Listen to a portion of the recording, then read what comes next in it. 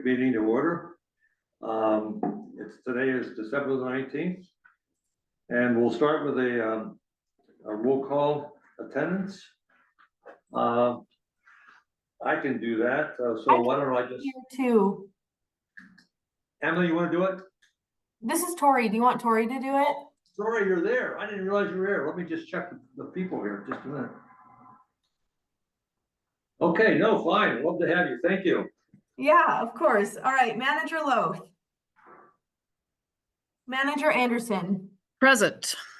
Manager Baki. I am here. Manager Taves. I am present. President Schmaltz. Here. So thank you. We have more than a majority, so we're all ready to go. So the next order of business is to call setting up the meeting agenda. And we have one change for sure that we want to add, and that is a grant application authorization. It should not take much time to put that in, and it's also important that we get these signed and moving ahead. So I'm going to enter that as item K in new business. Are there any other, oh, sorry, Mike? Mr. President, managers, I'd like to add an item, L also, Keith Avenue, Iron Hand Sand Filter, City of Wyoming agreement. Okay. And that'll be item L. Correct. Any other changes or additions? Okay, hearing none, then I'll call a motion to accept the agenda as amended by K and L additions. Second. I guess maybe I made the motion then. Manager Anderson seconded. Thank you. Moving on then, consent We need a agenda. roll call. Thank you, Tori. Yep. All right, Manager Anderson. Aye. Manager Baki. Aye. Manager Taves. Aye. President Schmaltz. Aye. So the motion carries. Moving on to the consent agenda, we have three consent agenda items this afternoon, this evening. The first one is the minutes from August 22nd, 2024. And the minutes of the board meeting from November 12th, 2024, and the minutes from the board meeting for November 21st. Are there any additions or corrections to those minutes? No, I'm going to make the motion to approve the consent agenda with just one caveat, making sure that the chart I presented to the board on August 22nd is included with the minutes. Okay, does Emily, do you know what chart that is, Emily? Do you have that chart? Or who did you send it to, Manager Anderson? It was sent to everyone on the board, and I think I sent a copy to Mike as well. Mike, and maybe not Emily, but Mike has one. I can make sure that they have it. Well, you could just send it to Emily again to make sure we have it Sure. correct for the minutes. Yep. That's fine. I have a question with November 21st meeting agenda, the minutes. Tried to get some changes here. I think there's some confusion on how the vote went on the MREP. The NREP and the LSC boxes and voting were very close together. And it was kind of confusing. So I did not have a chance to further get that squared away. So I'd like to postpone the November 21st meeting minutes until the next meeting. And I'll have a chance to sit down with Chuck and change it if we could. So other than that, we have then the approval of the 22nd and the 12th minutes. And Manager Anderson has made a motion. Do we have a second to that motion? Second. As amended. Yes. Yeah, I'll accept that amendment. Thank you. Any second to that amendment, that motion? I will second that. Thank you, Manager Taves. Troy, would you do the roll call vote? Manager Anderson. Aye. Manager Baki. Aye. Manager Taves. Aye. President Schmaltz. Aye. So the motion carries. Item number 4 is the public comment opportunity on the 2025 budget and the levy.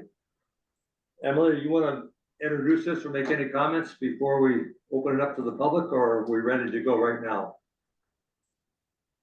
that this is something that the district does annually every year. We're required to offer another public comment opportunity on the budget before the end of the year. Thank you, Emily. So I'll ask if there's anyone in attendance at this meeting, on Zoom, if you would have an interest in making a comment or asking questions about the budget. This is the time set aside to do that, so please come forward. Okay, hearing none, then I'm gonna close the public comment opportunity on the 2025 budget and levy.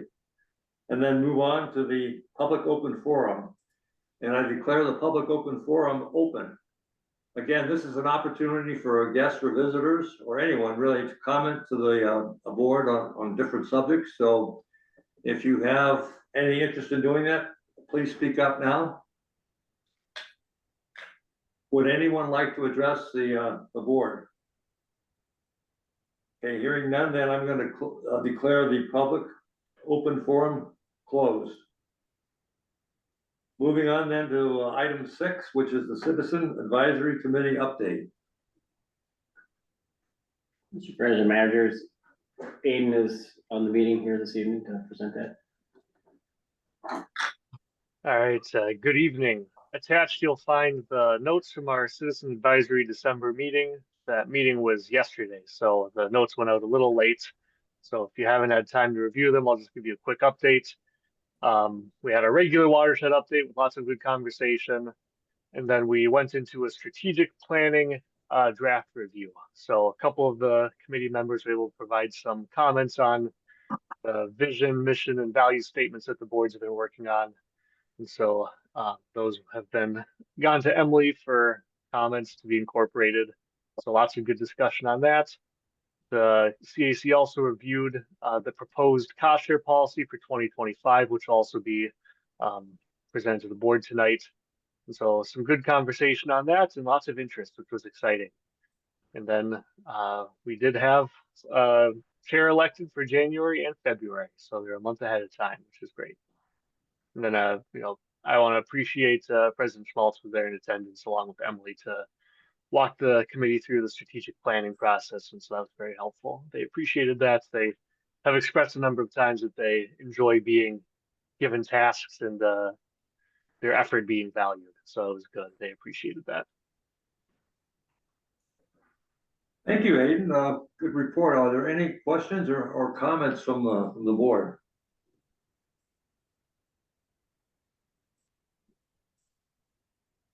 Sounds like we're good to go. Then thank you very much, Aiden. Thanks for your leadership of that committee too. Thank you. Moving on then to item 7, new business. The first item is item A, the Chisago County Hazard Mitigation Plan. Mr. President, managers, Emily Hines is available to kind of go through this. She's been working with the planning staff over there. Thank you, Emily. Mr. President, managers, I'll keep this brief. So this is, you may recall, we did this for Washington County this time last year. Chisago County over the course of the year has adopted or updated their all hazard mitigation plan. The Comfort Lake Forest Lake Watershed District is called out in particular there and, indicates that we'll be partnering with them on projects, and we're working on the floodplain vulnerability assessment right now. So by adopting this plan, we will, make ourselves eligible to access FEMA federal grant funds. And so we'll have these avenues of partnership with both counties, Washington and Chisago. Happy to go into it in more detail. Their staff wasn't available to attend tonight, but they provided some slides, or I could answer any questions. I just have one question. Does this just allow us to access those funds or the county as well? County as well. Was that an answer? I didn't hear it. Oh, sorry, the county can access grant funds as well. Okay, thank you. Someone else? Town in the parking lot. Well, I'm going to propose this motion that we adopt a resolution 24-12-01, adopting the Chisago County All Hazard Mitigation Plan. Is there a second to that motion? I'll second that. Thank you, Manager Taves. Additional discussion or questions?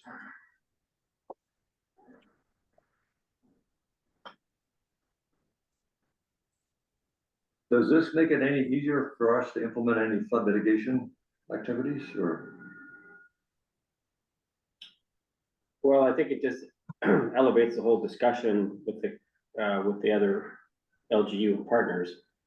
You know, as we present information to them about the mapping that you'll see today. Okay. I think it just really creates that framework. Does Washington County have a similar plan? Yes, and we saw that last year. Okay. Well, it's very important to have that collaboration in writing though. So I think it makes it easier for both of us, the counties and the district, to do what needs to be done and to work in partnership. So I think, you know, having that in writing is a good thing. It mentions it in the paragraph introducing this, the purpose for the action we're taking. So I think it's a good thing all around. You know, that's what we want, especially for something like this. It takes more than the watershed to make this happen. I guess you're plowing tonight.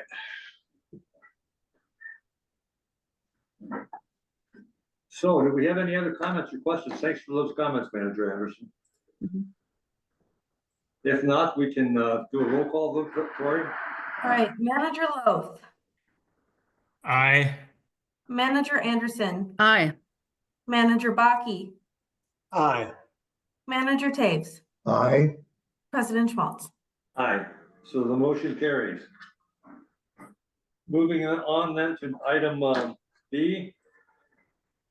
WJD 6 Wetland Enhancement Project closeout.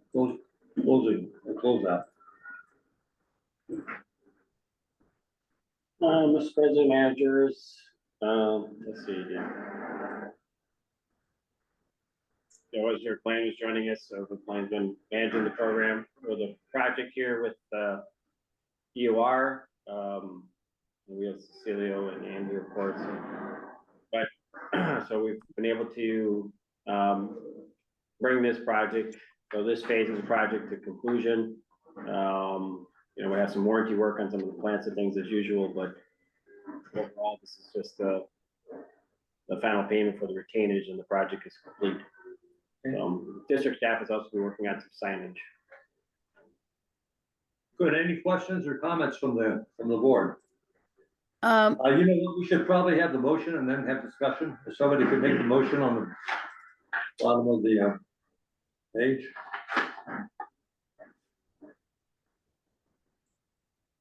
I will move to accept the engineer's certificate of completion and authorize final payment to the contractor.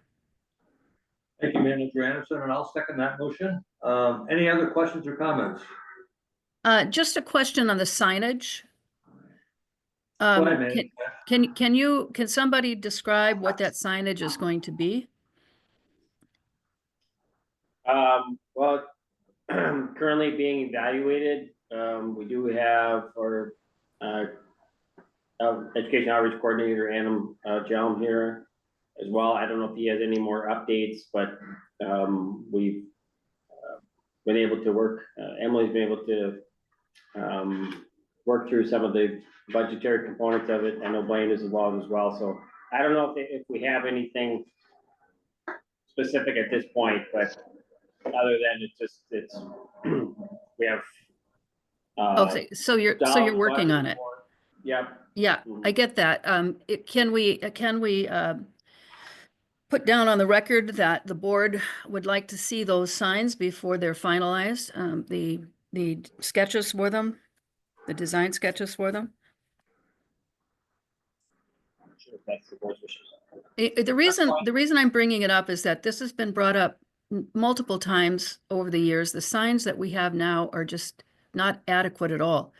And the small poster signs with the white background and black lettering are barely visible. The one on It's going out, past the log cabin on that road. Shady These projects aren't numbered anymore, like, for the sub watershed, so it's hard for me to remember the names of all of them, but I think this is the JD6 one that comes out Correct. near, I think it's Mike's on the third lake. Tim's Marina, yes. Yeah, yeah, it's very, very hard to see that one. There's a bit of a slope down to the actual pond that we created, and that sign just gets just gets pushed over all the time. And the one on the project that we're actually talking about is also not real visible. Right, there'll be some elements on each one, we have to work, that one on Scandia Trail, we have to work with MinDOT, because they have the authority over the roadway. It's not the county, it's not the city. Chisago County is the one for Highway 61 project. So there'll be some limits though by ordinance for the city of Forest Lake and the one on Scandia Trail. So we need to work through all those, and I'm proposing that, yes, that we make it as large as reasonably possible and have the design and the wording such that you can read it when you're driving 55 or so past it, and not be too busy. But so yes, we'll bring some proposals back, but we have to just Okay. work through all those components of it first. So the one on Moon Lake is a different one as well. We'll probably do it in the parking lot. Okay. I would suggest too that it might be worthwhile to check with some other water districts and see if people have standardized on the kinds of signs they use, and maybe even use the same vendor. Just so economies of scale, so, Yeah, I think we Uses- have that figured out. okay, good. Yeah. All right, Yeah, this is how we present our projects to the public. So we need to make sure that that's done appropriately. okay, are there any other comments? President Hearing none, Schmaltz, I'll- Yes, Chris, go ahead. I have just a general comment about signage. I don't know if it's appropriate to talk about it now. I'm not sure I'll still be here at the report of managers. Is it okay if I bring it up? Sure, go ahead. It has to do with boundary signage. A number of years ago, I was driving around the city and noticed other watersheds have boundary signage, entering watershed, leaving watershed. I brought that up to the team, and I'm not sure where it ended up, but I think that signage should be pursued as a way to improve and get things rolling with an outreach. The more people that see that sign will be familiar with what's going on when they see a project. So Yes, I agree. And you brought this up before, and that was one of the points, that we talked about. We're talking about a specific project right now, but it applies to all projects. And I agree with you. I think that the boundaries are important signage, and I've seen them all over too. They're up north, they're down south. We just don't have any, and we need to do it right and use a professional team to make all the calculations appropriate, and the design has to be approved by the board. You see a lot of these on the East Coast, on the interstates, I mean, on big signs on the interstate saying that. Yeah, well, there's a way to do that too. So, Well, anyway, I think everybody that's come on board has asked for this, so hopefully we can, now that we're getting into the signs, we can kind of include that in our mix. mhm. Well, we have looked into this in the past and more recently, so I think one of the things is that we may need to, as we look to maybe have some interactions with other LGUs over our strategic plan or plan, whatever it might be, is something, because we've not received the buy-in from the highway departments. So that's been our roadblock for this part. They don't want us to put signs on the road like that? Correct, they want to limit the types and the amount of signage on the highway. Right, so. can we ask the other watersheds who have been successful in this effort how they got it done? Minnehaha Creek is one, or whatever one is in Edina on France Avenue. Different county, So is it a county issue then? well, or MinDOT, depending on the authority. I mean, I feel like if Fran was in this conversation, he he would advocate for us, I think, but maybe not. Well, I can't imagine that we're gonna have any problems with it, because you see signs up all the time for local Yeah, but- businesses. The freeway, of course, has signs coming in from the break-in 35W. So I can't imagine that's going to be a problem, but, you know, we'll have to come up with some ideas first, I think, on sketches, and then go and talk to the people. Okay, yeah, we could Maybe do we should that. just put up a big billboard. There seems to be a lot of billboards up. So how do they get them up? Well, Manager Anderson has proposed that we do that. We rent that one in Bixby Park and It's a private person's decision to put it up unless the MinDOT has something to say about that, but not on that, but we're installing signs on the roadway, both the county and MinDOT have pushed back on it. But again, you know, we could go board to commissioner or legislator, whatever it is. But we'll take the direction again, we'll develop this like sign concepts. I mean, it should be pretty, you're entering the Comfort Lake Forest Lake Watershed District, right? It's very simple. And then pursue a path of communication. So we'll add that to Mr. Jum's 2025 work plan. and MinDOT should spend more time keeping the roads free of ice than spending word about signs after today's experience. Okay, good to hear about that. So, anything else? Any other comments? Okay, Troy, could you please do the roll call vote for us? Manager Lowe, Aye. Manager Anderson, Aye. Manager Baki, Aye. Manager Taves, Aye. President Schmaltz. Aye, so the motion carries. Thank you. The next one then is the Moody Lake Capstone Project closeout. I'll make the motion for this one. I'll move that accept the engineer's certificate of completion and authorize the final payment to the contractor. We need a second on this motion. I'll second that one. Thank you, Manager Taves. Discussion or presentation or comments? Mr. President Managers, Blaine Andiker is here to answer any questions, or you can go over the kind of the current status of the project, or again, the construction is complete, but we have some additional elements that remain on the within the grant. What are those elements? I can answer to that, Mr. President, managers. So the project did come in under budget. There were the few other elements with the Moody Capstone that we did not implement. One of which is a few agricultural BMPs further up in the watershed. We're currently pursuing those projects, talking with landowners, trying to get permission from the granting agency to move forward with those. So we're hoping to use the remaining balance of the grant to implement a few additional BMPs, resulting in some additional reduced total suspended solids and sediment, excuse me, and then additional phosphorus reduction associated with that. We're working through that and hope to make some progress on that in the new year. Okay, that sounds good. Nothing major, outstanding. Thanks, Blaine. Any other comments or questions for Blaine? Or on the President project? Schmaltz? Is that Manager Baki? Yes. Yes. I was wondering if this contractor has taken any responsibility or regrets or apology offered by Dimkey for depositing soils near Bone Lake. I've never heard anything from this contractor regarding that process that we went through to getting those soils removed. And if there were additional costs, who paid them?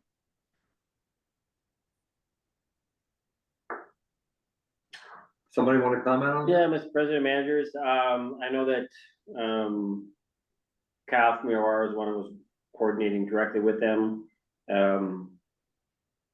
I would say that they acknowledge that they made an error. But I think as we previously discussed with council, we have some limitations as to what we can really do or say about that. As to the cost component, So we had originally a structure which they were going to haul over to that field, the Dolan property in the northeast corner of Bone Lake.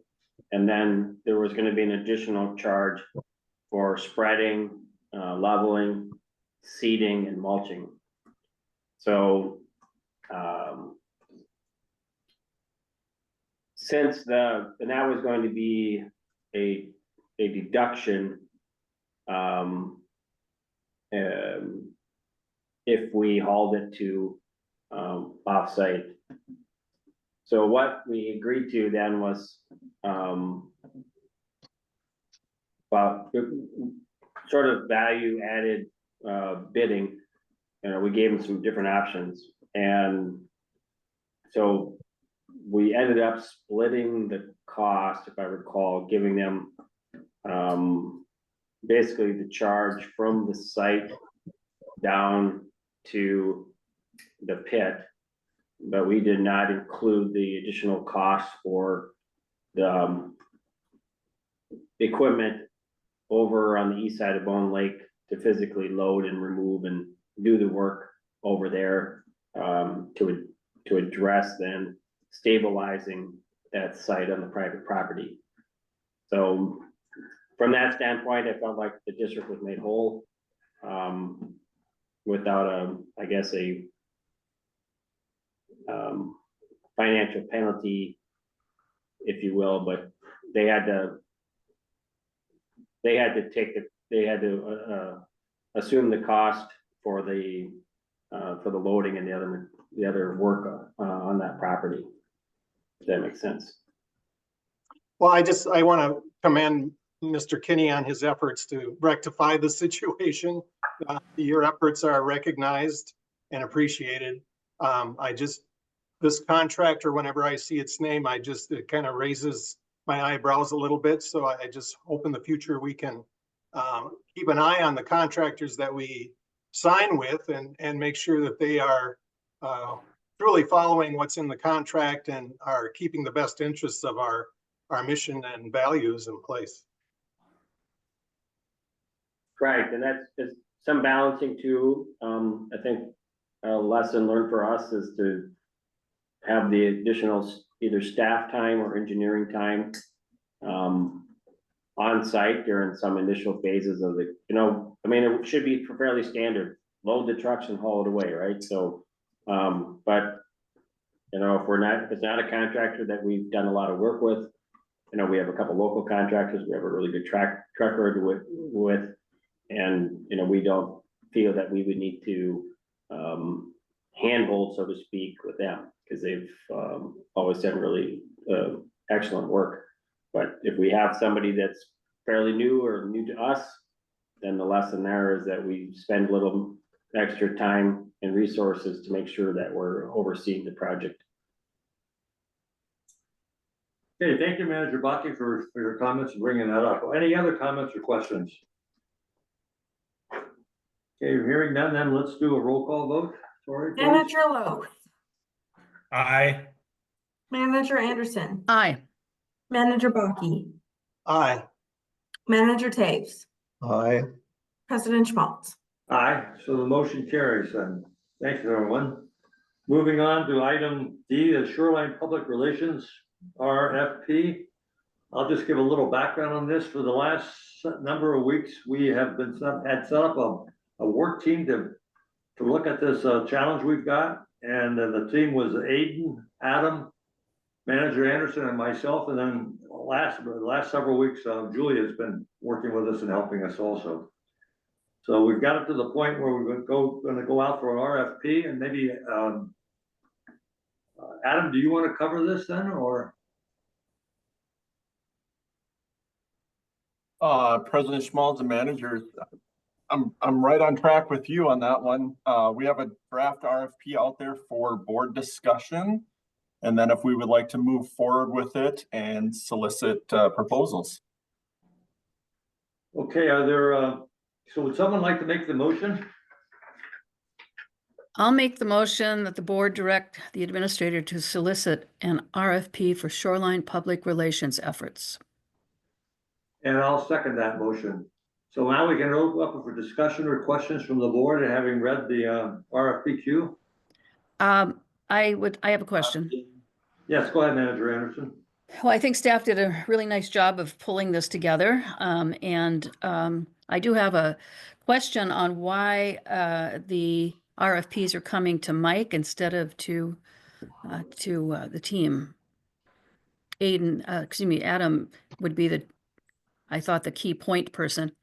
That just seems like a lot of burden to put on the administrator when Adam's going to be the coordinator for the program. So I just like to understand why that is the way it is.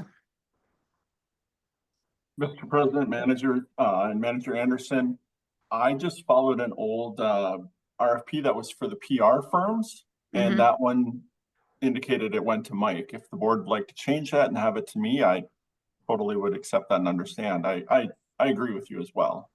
Yeah.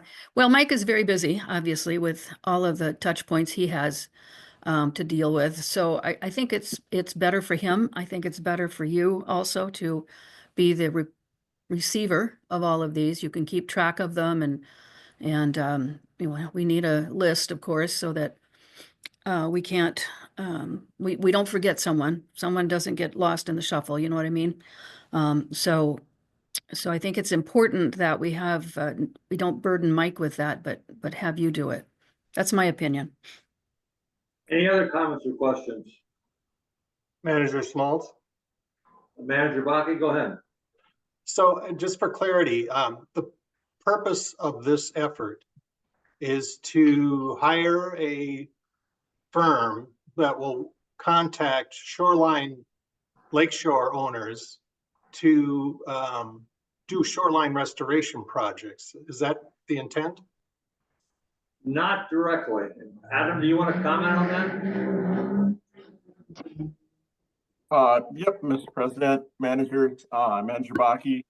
The goal is to, in my mind as well, is to have a contractor that will give us a PR look at education and outreach on natural shorelines, will help us set goals, a program, different aspects of it, work with district staff to figure out how to roll that out and who does what.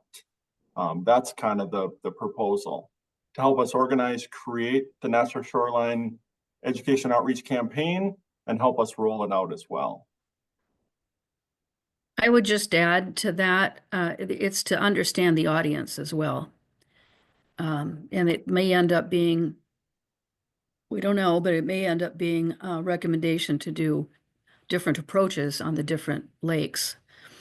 There seems to be more of an issue with our big lake, Forest Lake, than there is on Bone or Comfort, but it's hiring a professional in this area so that we can make sure that the message is the right message, and that we are breaking through and understand, what we have to break through in order for people to understand the importance of keeping shorelines natural. Thank you, Manager Anderson. Any other comments or questions? Manager Baki, does that answer your question? I believe so. Manager Loth has his hand up. Okay, go ahead and speak. President Schmaltz, could I? Yes, go ahead. I just had a quick question on the approach that the watershed is going to take with respect to public outreach efforts. Do we see specific projects such as the shoreline work coming to our attention and then working with a PR firm solely on that topic? Or do we see a point where we're working with a PR firm helping us with all of our outreach efforts? I think probably what we want to do here is to get our feet wet with an initial firm on a specific topic. And if they do a good job and we have a good value with the whole process, then we could probably expand, because as we all know, there's a lot of other outreach efforts that have to go forth here. And so I think by starting with one firm and having it be successful for both parties, I think we can maybe then leverage that into more of a engineering firm relationship where they help us with many areas, many issues in this field of outreach. That's my thought on it, but open it up to the board. Well, that's been my desire for a very, very long time. Right. So hopefully, we will be able to do that. Okay, I just want to step back to the question about where we should send these RFPs. I just assumed that Mike was the figurehead on this and that he wouldn't be directly involved and that Aiden would just actually take the reports and then the RFPs and work with them. I say that because I think it's important when we're looking for a vendor help outside that they send it to the right quote man. And this is kind of an old term, obviously, but the man is the person that's got the money, the authority, and the need. And so the administrator is the top person that has all three of those responsibilities. And if it goes to someone below that, there's always a question of, are we really that serious, or does that person have the authority, et cetera, et cetera. So I just bring that up as a part of my background in terms of why we usually go to a higher level. But if we Well, still think it's obviously, because there's a my counter to perspective, that a lot of time position. on And this. man would not be a term I would use. I was saying, I There's addressed a- that, there's- but this is an there's- old colloquial term used. You know, but honestly, in any organization, if an assignment is given to an individual for a particular area, then they're going to respond to that individual. You know, it's a matter of contacting the person that you have more access to. And that's why you put leads on projects like this. So we can, we can put Mike's name on it, but you don't want people calling the office and asking for Mike. And he gets all of those phone calls that have to be rerouted to Adam. So let's just make it clean and give it to the person that's going to be responsible for this. That's my The other- opinion. Mr. President, the other option that we've sometimes done is had, the questions of point of contact could be Adam from that standpoint. And then I would suggest also from this, what was just stated from Manager Anderson, we could include his direct line under the questions of point of contact. And then the submittal could just be to me, as you said, it's just coming to the office. Right. So they, from that standpoint, and we've done that with other RFPs, something similar where there's been Emily or somebody else included on the, for questions, and then Right. it's just being sent to me as representative of the board. So we brought this up, why don't we take a straw vote to see how everybody feels about it, and then just be done with it. So we got two choices here, basically using Mike as a figurehead, but that's maybe someone underneath it that would be the point contact person. Or just having the person that's responsible for the project to handle the whole thing, including being the upfront person in terms of who the RFPs go to. So do we want to just go around the room? Manager Anderson, I think how you vote, Yes, Adam. okay? And then Manager Taves, Nothing, Mike. okay? Chris, I think it's a decision that Mike and staff can make on their own without board input. okay, and Manager Baki, I agree with Chris. I don't need to be a part of this decision. I abstain. I would support Chris's comment as well, please. yeah, I'll go the same way. We'll let staff work it out, however they want to handle it. It's probably the best way to go. Okay, thanks, board, for the input. Okay, we have a motion on this, don't we? I can't recall. Tori, did we have a motion on this, or did we get into discussion too early? No, No, there's been a motion made. Yeah. And a second, right? Yes, Okay, so then I'll ask Tori to do the roll call vote. All right, Manager Loth, Aye. Manager Anderson, Aye. Manager Baki, Aye. Manager Taves, aye. President Schmaltz. Aye. Okay, motion carries. Thanks, everyone.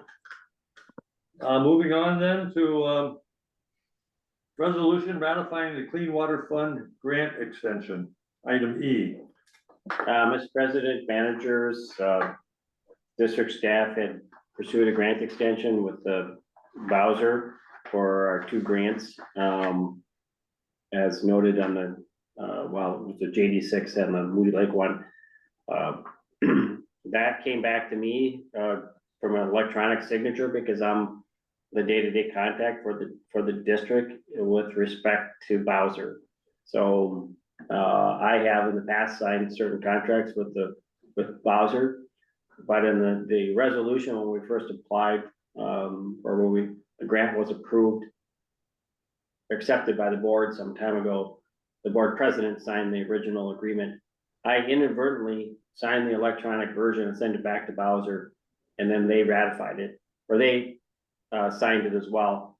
So this is to ratify then my signature for that grant extension for those 2 projects. Okay, so I'm gonna make a motion to adopt the resolution 24-12-02, ratifying grant agreement amendment for the Clean Water Fund competitive grant. Do we have a second to that motion? I'll I'll second. second that. Oh, go ahead. Whoever that was, go ahead. That was Was me. that Manager Taves? Yes. Okay, thank you. Any questions or discussion on this item? Okay, hearing none, then I'll have Tori do the roll call vote. Manager Lowe, Aye. Manager Anderson, Aye. Manager Baki, Aye. Manager Taves, Aye. President Schmaltz. Aye, so the motion carries.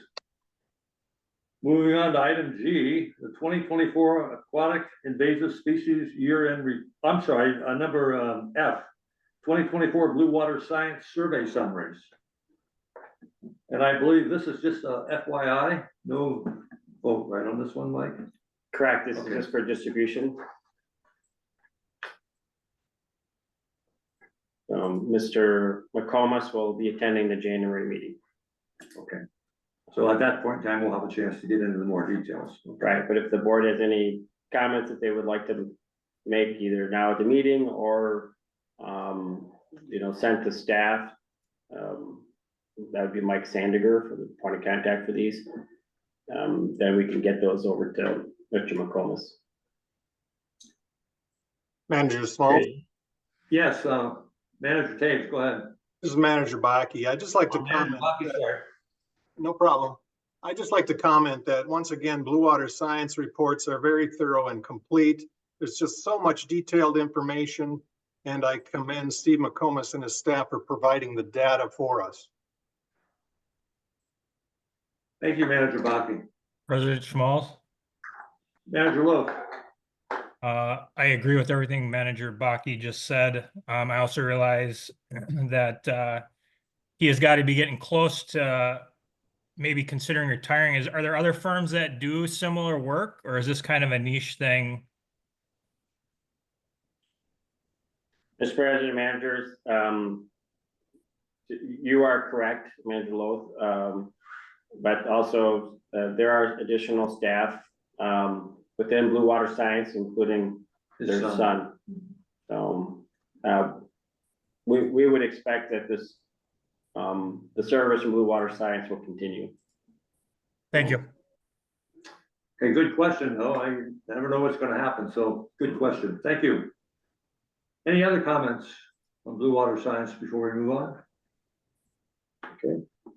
Then the next item then would be the 2024 Aquatic Invasive Species Year-End Report. So this is a report, and did the YouTube video get sent out to the board?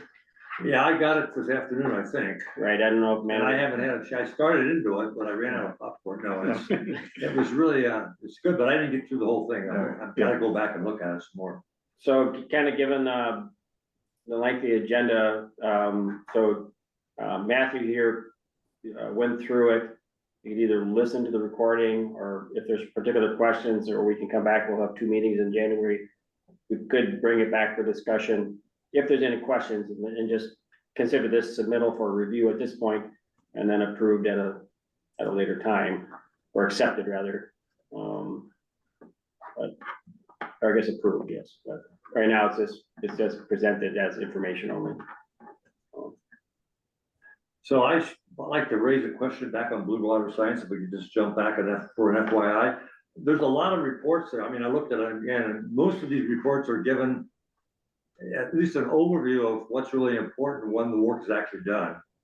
So now we got a larger report than that. Are we going to have him present on each report? Or are we going to actually ask him to highlight the things that are most important to know or be concerned about, and then ask the board to read through, and if they have specific questions or concerns, then to bring up those topics rather than taking what's going to be an hour to go through everything. Right, in the past, I think we've leaned more towards the latter. It's been a fairly lengthy presentation, but it's really up to the board as to how you want to frame that for January. We've all been through this a number of times with the same items, so things do change, and I think we should try to do this by exception if we can, both on Steve Mokomas's comments to us, and then we all have kind of pet interests in certain lakes, right? So we're the godmother or godfather of certain lakes, so if you have an interest in that lake and you read it more critically, you may have some more in-depth questions you want answered, and that's fine. But I would like to see us do this by exception so we can keep moving on in the meeting. So, Yeah. and I'll open that up for comments from the board or any rebuttals or concerns. I think that's a good idea. On Comfort Lake, I would really like to see Steve give us, a high level evaluation of the all lake treatment. It seems that that's kept ours under control for the last couple of years after we did the all lake treatment with that grant from the DNR. And if that's the case, then is this something that we can use this technique on other lakes? So that would be my recommendation for Comfort. Thank you, Manager Anderson. I think if we agree to do that, then I think somebody from the district needs to let Steve get ready for that question so he can handle it for us. It may not be covered normally. And I think we'd get more information if he thought about it rather than just trying to answer it off the top of his head at the meeting. Well, I agree. Okay. Isn't that why you're asking us? So we can pass that on? Okay. Right. As an action item, just make sure it got it as an action item. Yep. Any other comments or questions? Could we somehow get in the notes for him to take a look? Yeah, on Moody, it seems like we have a couple of large spots of broadleaf pondweed that have popped up, and they're out where the water is probably 8 or so feet deep. So it's kind of a surprise when those popped up 2 years ago, and this is the last summer they really expanded. So I'm kind of curious. Apparently it's a good weed, or good species, but it was a surprise to see it there. I'd be curious to hear his feedback on that.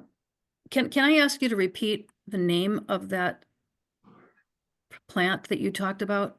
Broadleaf pondweed. Broadleaf? Pondweed. Okay, thank you.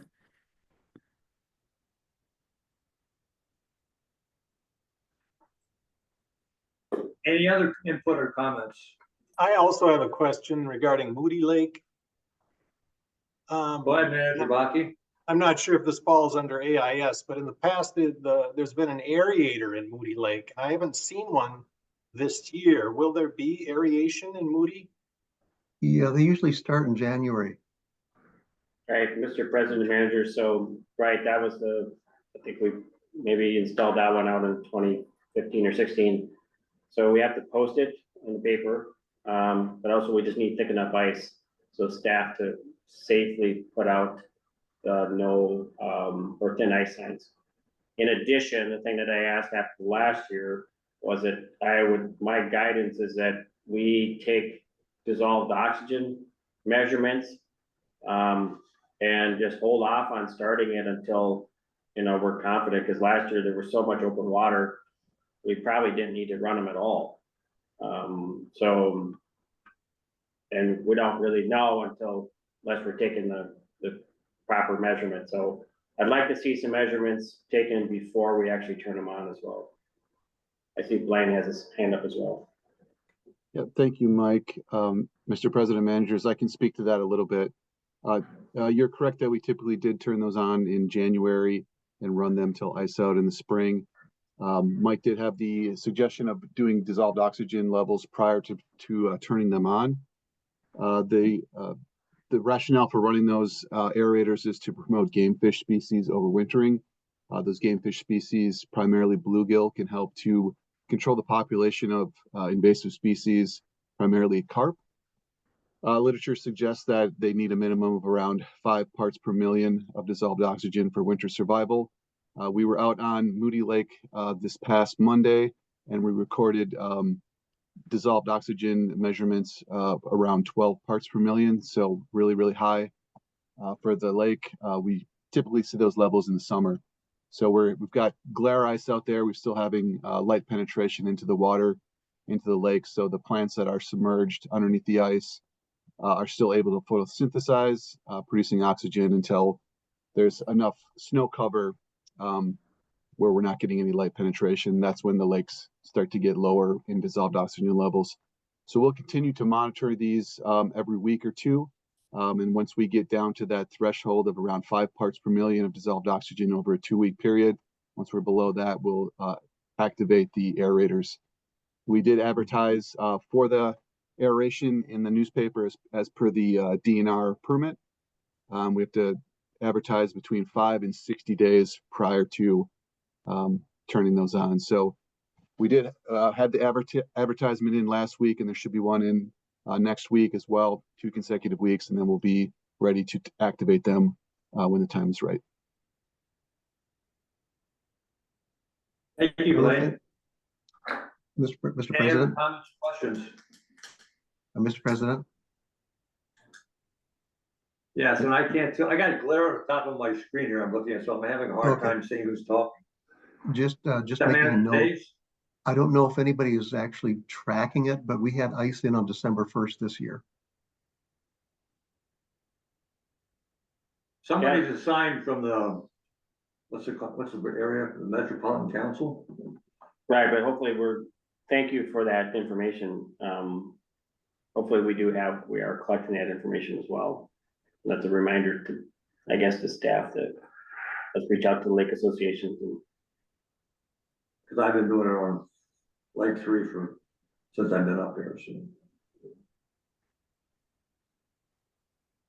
Any other questions?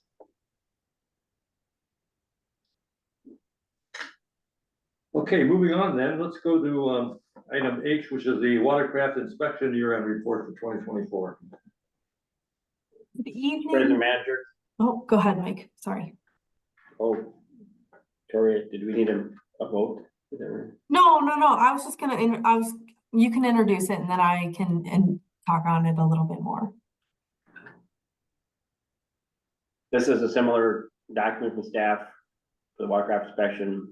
It's similar to past reports. Right. And it's informational for this, Right. for this evening's meeting. Go ahead, Tori. Mr. President, managers, I've prepared a short presentation, but if in the interest of time, if we're not interested, I can cover it at one of the January meetings. I just overall, these are old numbers. I'm sorry. That's embarrassing. We inspected, nope, that's right. Sorry. Okay. 6,450 inspections worked, and then 3,219 and 60 and like about 45 minutes of hours for an average of 2 inspections per hour this year. Are we interested in a more in-depth presentation, or are we not tonight? Well, I would suggest again, because this report has really been developed over a number of years, and the format's pretty effective and efficient and thorough. So what I would suggest, most of us should be familiar with the report. As we look through it, if we have questions or concerns, or we see that something's off track, or you think it's off track, why don't we bring that to the next meeting if we can? With what we have, unless people have looked at it. I didn't have a chance to look at it myself, so I apologize for that. But if you have comments right now, why don't you bring them up and maybe Tori can explain them? I Well, we think, can- Representative Schmaltz? oh, go ahead. Yes, I just like to comment how the boat inspections have been a wonderful program that has grown each year. We're getting more community support to provide dollars for the boat inspectors to be there on site. And it's certainly something that as a board member, I support. So thank you, Tori, for your work in gathering the data. Thank you. thank you, Manager Baki. Any other comments or questions? This is Yeah, Jackie. go ahead, Manager Manager Anderson. Anderson. Thank you. Yeah, my comment is that I think having the report in January would be better. And Okay, it can be a brief one, but I think it's good to have it on the recording of our meetings so that people that like to do it that way will have access to information from the report on the internet, but also hearing the presentations. I think is always a good thing because there's always questions that come up or comments that are made during those presentations that I think are important for the public to hear too. Okay, good suggestion, Manager Anderson. We'll do that at the next meeting then, in January. Any other comments or questions? Okay, moving on then to year-end accounting reimbursement requests.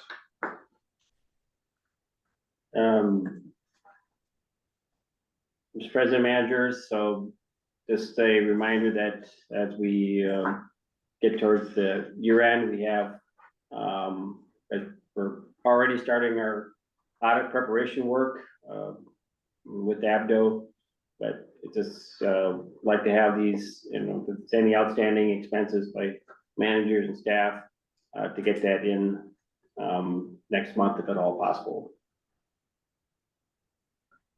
Any comments or questions? Okay, hearing then we'll move on then to the item J, which is the 2025 cost share policy. And Aiden, I think this, you want to cover this? Yes. Yep. Thank you, Mr. President, managers. So attached to this memo is a draft of the proposed 2025 cost share policy. And so starting in 2023, we had started doing this cost share policy. That's when we re-examined our residential programs and kind of made some adjustments to try to better serve our residents. And so I'm trying to make a habit of doing these refreshes, especially in light of our shoreline goals. And so I will also add to this that upon review by council, it was suggested that this would be best served as an amendment to Appendix F in our existing 10-year watershed management plan. So if you look at our watershed management plan, the only cost share it references is our plant grant. And so that's actually already out of date. So I'm presenting this tonight just to spark some review from you.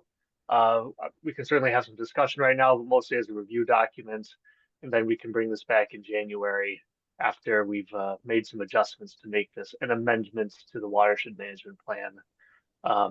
Mr. Holtman might want to add some more detail. My understanding is that we don't need a formal amendment, but we will need to make an amendment and then provide copies of the revised watershed management plan.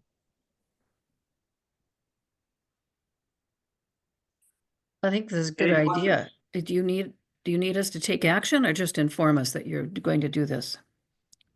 We'll need to take action for the actual amendment, but I want to give the board sufficient time to review any changes that's in this policy. Yeah.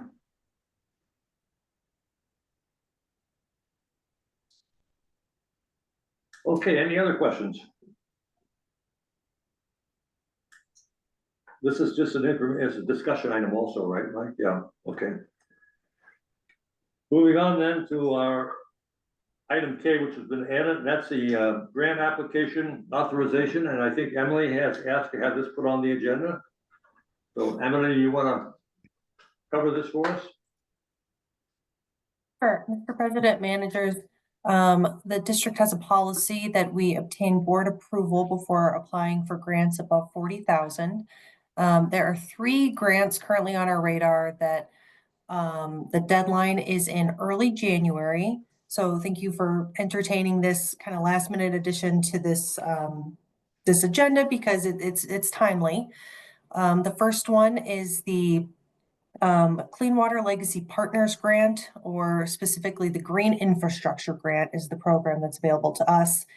This is the first time that this program will be offered to watershed districts. And so we are currently drafting up a proposal for that, for a stormwater treatment BMP just upstream of Comfort Lake off Goodwood Avenue. We've been working with the city of Forest Lake on this, the city of Wyoming on this project, and seeking the grant funds for it. The second one, the Local Climate Action Grant. We already have a grant under this for the floodplain vulnerability assessment, and we're proposing to apply again and try to come at it from a different angle if we could do a shoreline resiliency planning initiative.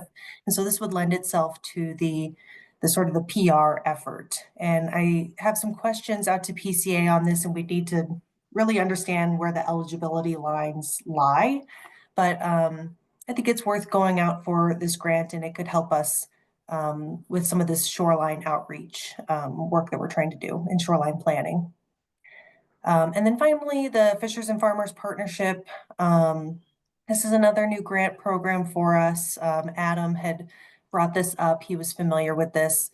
And we would essentially put together a proposal that would support our farmer-led council that Aiden's been coordinating with. And so that would provide some grant funds to expand that council and do outreach and try to do some BMPs in the district that would be some agricultural BMPs, but also one of their initiatives is improving fish habitat. So that would be another outcome we'd seek under this grant as well. Well, I will make the motion to authorize the district administrator to submit applications to the Green Infrastructure Grant, the Local Climate Action Grant, and the Fishers and Farmers Partnership Grant, and to execute the grant agreements if awarded. Thank you, Manager Anderson. Do we have a second to the motion? I will second that motion. Thank you, Manager Blocky. Emily, thanks for the background on this. Are there any questions or comments for Emily? President Schmalz? Yes, Manager Lewis, go ahead. Not with respect to this particular motion, but I'm just curious what the reason for going to the board for a grant of $40,000, what the reason behind that is? Or like what's significant about $40,000? Go ahead, Mike. Mr. President, managers, it was just so the board to be informed of grants that staff were looking to apply for. And that was a dollar amount that the board came up with several years ago. The spending authority for the district administrator or the governor's manual is $20,000. I mean, and if the board wants to entertain some adjustments to that some future year, that could be done during the annual business meeting when we review the governance manual. I personally don't see a reason to have a limit on there.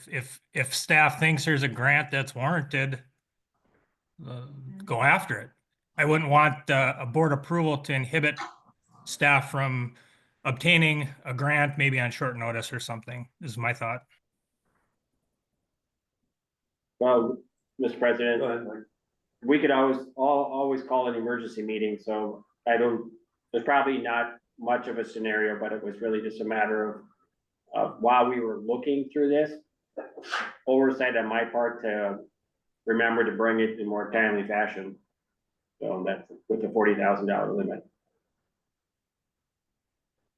Okay, does that answer your question, Manager Lewis? It does. Okay, thank you. Any other comments or questions? Okay, hearing none, then I'll ask Tori to do the roll call vote. Manager Lowe, Aye. Manager Anderson, Aye. Manager Baki, Aye. Manager Taves, Aye. President Schmaltz. Aye, so motion carries. Moving on to our last new business item, iron sand filter. Area you were gonna talk about, Mike? Yes, So we have this is an item that, Mr. Einicker has been working on as far as coordinating with the city of Wyoming.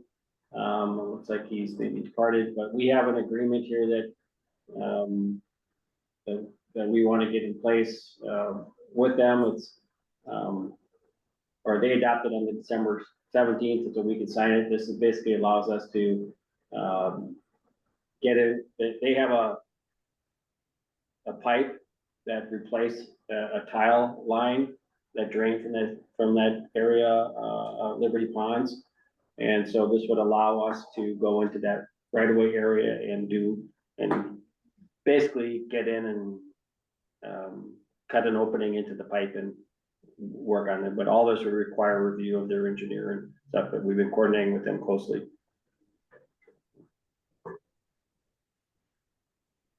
So we need a motion for this then? Correct. Okay, so would someone like to make the motion?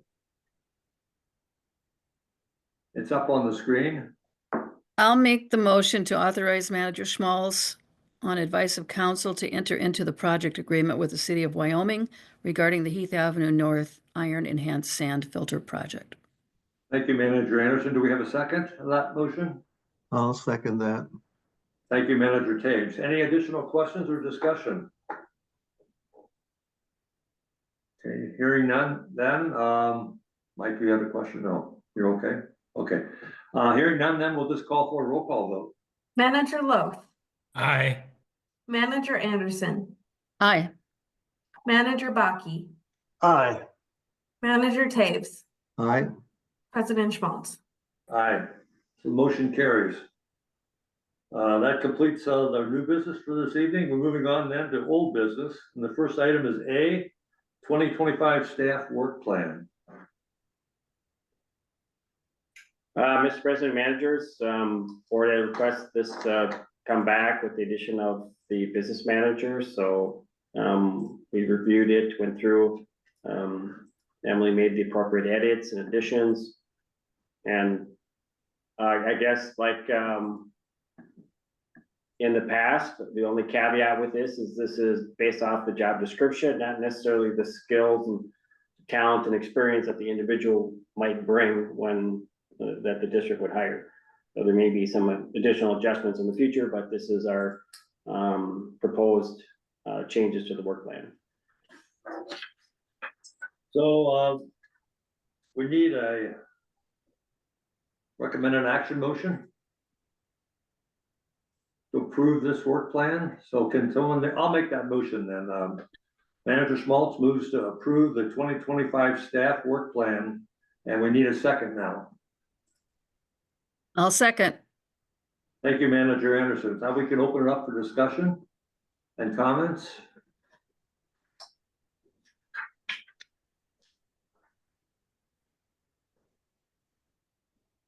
No comments. I think they did a good job on bringing that new position in, and it looks good.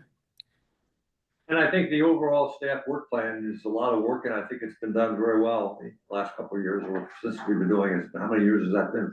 For 4 or 5 years now, hasn't it? Mhm. From the beginning. From the beginning? Oh, I just didn't see it, I guess, at the beginning. Okay.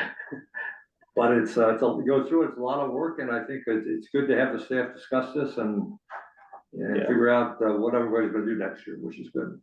Right, it's built off, I mean, it's really just built off the watershed management plan, the budget, and the budget then really allocates so many hours of work and tasks to be completed, and that was the development of the plan 10 years ago. So any other comments? If not, I'll entertain someone to make the motion. That's already happened. You did it. Okay, I seconded. you second, so we'll just call for the roll call vote. Thank you. All right, Manager Loth, Aye. Manager Anderson, Aye. Manager Baki, Aye. Manager Taves. Manager Taves, Aye. President Schmaltz. Aye. So the motion carries. Moving on now to the biannual professional services RFPs. Mr. President Manager, the board approved the other professional services for previous board meeting. and requested some additional information on engineering. The board had previously received copies of the full materials from each of these consultants. And now I guess to take any questions or have discussion. Any comments or questions?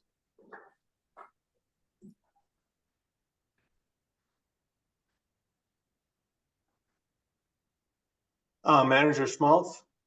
Manager Bucky, go ahead. So is it the recommendation of staff that we go with EOR as the engineering company for the next year?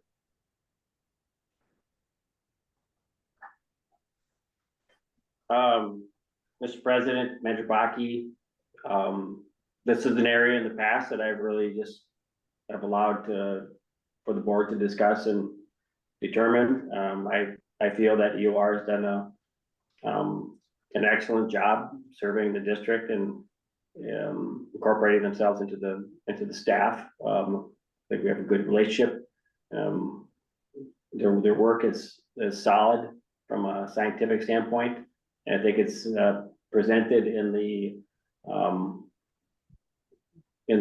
success that the district has had across the board, both in the monitoring, diagnostic monitoring work and other design work, and then post-construction monitoring work that's been completed that has shown or confirmed that the design as presented and constructed is meeting the outcomes that desired by the district and the taxpayers as a whole. So from that standpoint, I see there's not a lot of, I don't see any reason in particular to change horses. Right. Any other comments or questions? I'd also like to point out that when you've had a firm like EOR for the long number of years that they've been with us, they not only understand the watershed, but they understand the board and our staff and so forth. So there's some value in that in terms of continuity and extra things you gain between the lines. So I think we should remind that. And also if we get into an area where maybe EOR we feel doesn't have the capability to do what we need to have done, we've always got the ability to add another professional consultant to come in. And we've talked about that in past years too. We never had to do that yet, but we've always got that option too. So I think it's been a good relationship over these years, and I think something we might want to continue. Mike? Mr. President, managers, the district has engaged in some other firms on smaller projects. We've had BAR, we've had SEH, and we've had the stream people. Right, and we had Intergroup as well. So it's not the norm, but it's not that we haven't done it though either. Right. Depending on the type of project. Good. Would someone like to make a motion? Manager Schmaltz, I'd like to make a motion to authorize the administrator on the advice of council to enter into a professional service agreement for the next biennium with EOR. Do we have a second for that motion? I will second that.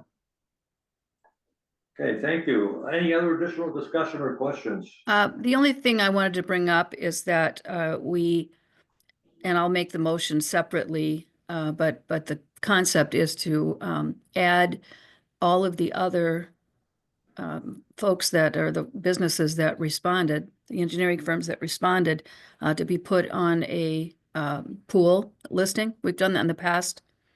So I think that would be. I think that's a good suggestion, and let's do that immediately after we deal with this. Yeah, I'll make that motion after this one I'm passes. glad you brought it up though, thank you.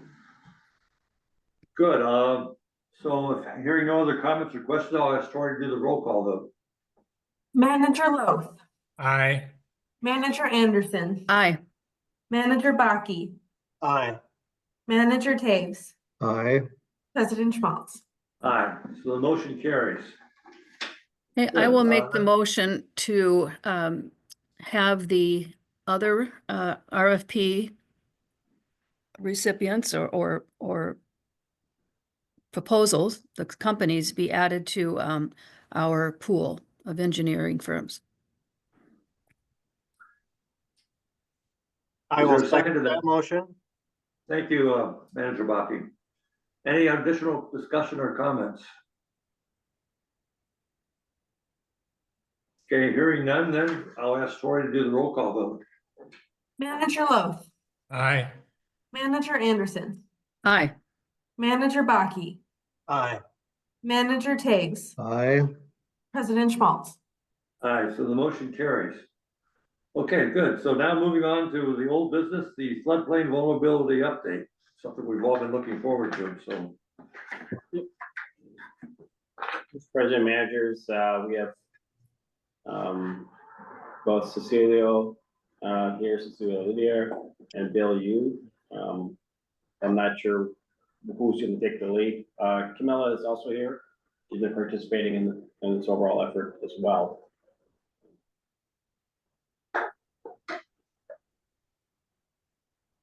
Mr. President, managers, I think I'll give a little of it's about 10-15 minutes presentation. Bill is here. He's going to be taking over some of the graphics and helping me on that. So if you could please put the Sunrise River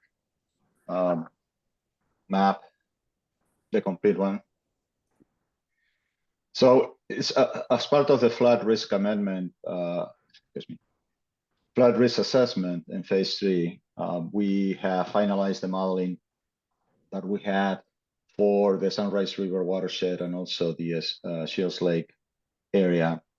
The modeling is done, the mapping is done for the Sunrise River watershed. This is what we're going to be talking today about or showing today. And just kind of reminding that the purpose of the presentation is to get input from the board before the meetings with the city and the stakeholders. We are going to be presenting this information, and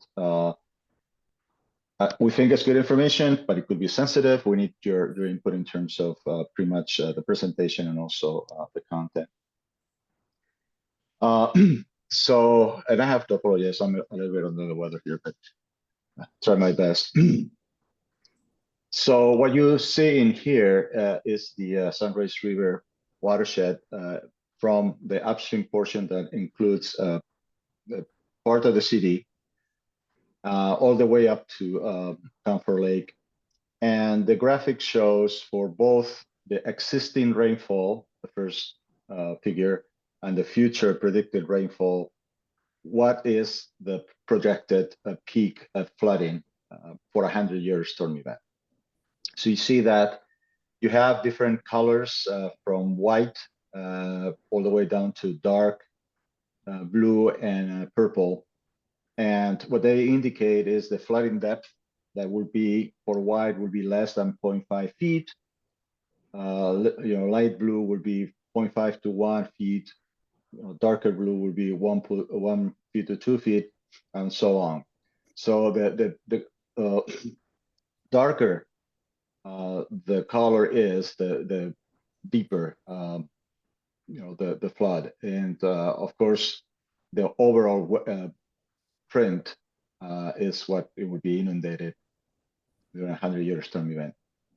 We looked at a number of things, but one of them was the total roadway flooded, and these are basically shown there in red. There are specific pieces of red in there that show the roads that are flooded, and you can see that for the first storm event, which is the existing 100-year, it's about 6,170.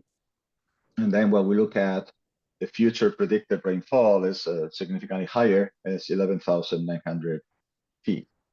Now, this is not that, the roads will be underwater. This is just an estimate of what the flood will be.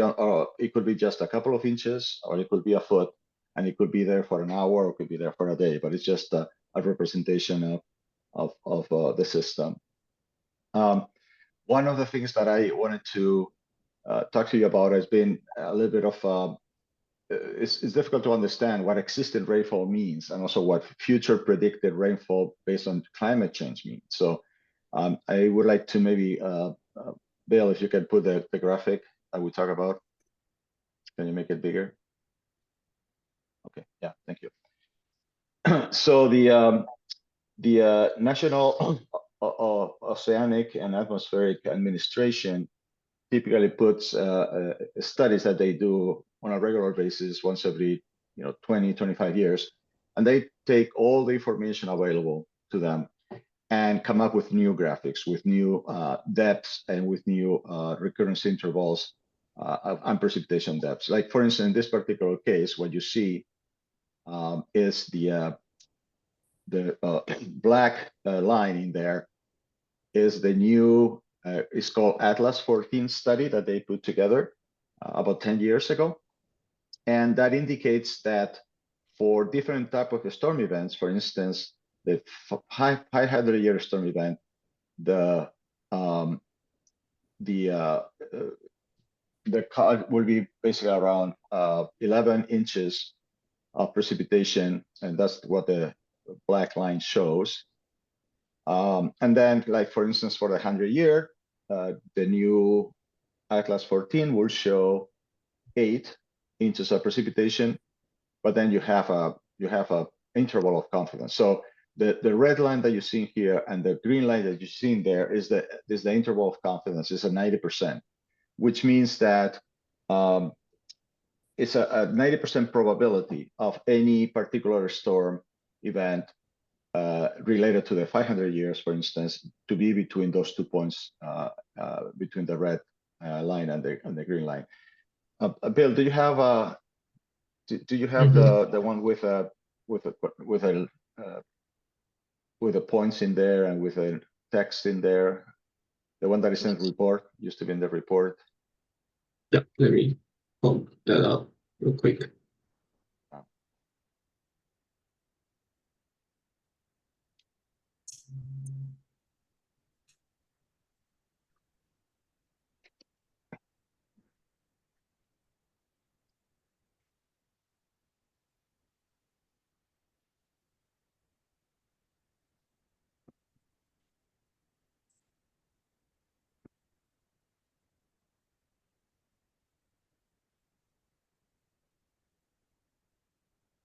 Okay, that's where.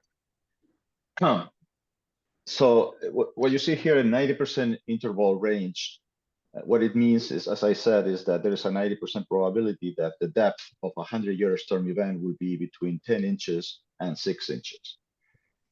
So the way we do it, I mean, it's kind of a recognized standard process to look at future precipitation, let's say, due to climate change 20, 30, 40 years from now, is to take the higher band of that particular interval of, so it would be regularly would be 8 inches of precipitation. That's what you saw in the first map. And then the second future precipitation will be 10 inches. And that's what you saw in the, excuse me, what you saw in the second map. So there's the difference between 8 and 10 inches, what produces the difference in the map. Could you go back to the map, please? The one we had before. So you can see that the footprint is bigger. The colors are darker. The number of affected roads are higher. So the difference, I said, between this one, the first one, and the future is about 2 inches, so from 8 inches to 10 inches. Do you want to show the video, maybe, Bill? The one that we have for the strictly the downtown. Yeah. And so this is like a demo of the 2D modeling that we did for the downtown area. So take that.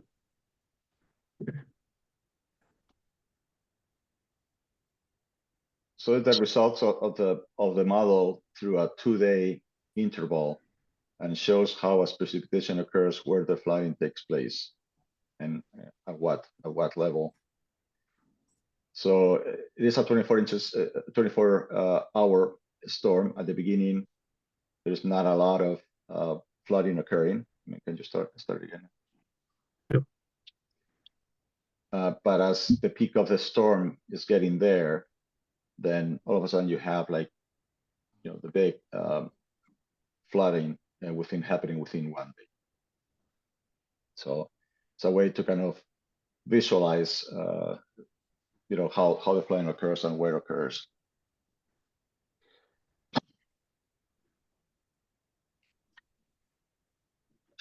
So can you go back to the map with the downtown map, the second one that we were looking at?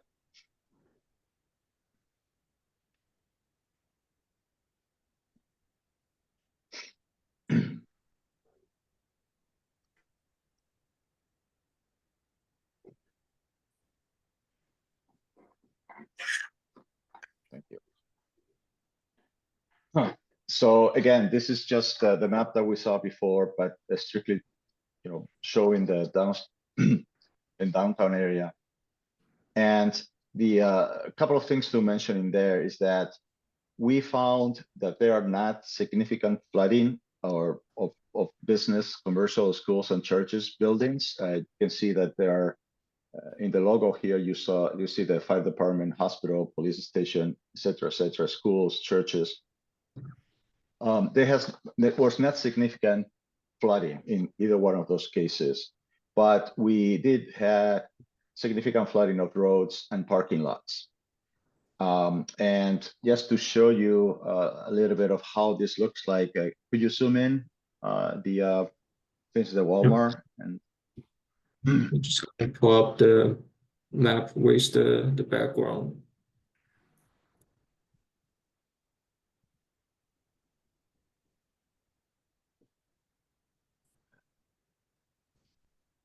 yeah, okay, so this is the Walmart and Target buildings, and as you can see, there is flooding. The pixelation in here is because of the characteristics on the model. The unit is about 15 by 15 feet or 20 by 20 feet, and that's why you see the resolution. So you can see that there is a little bit of flooding of the building in Walmart. There's definitely flooding in the parking lot. There's a pool of water behind it. There is the pond that is to the north. So that obviously is deeper, more than 5 feet. And you can see that 12th Street Southwest, that is shown in red there, the flooding that occurs there, it is white, meaning that there are some areas that are less than 0.5 feet. But then there's also an area there that is darker, and you can see that at that area you will have an inundation on a depth of about 1 foot to 1.5 feet.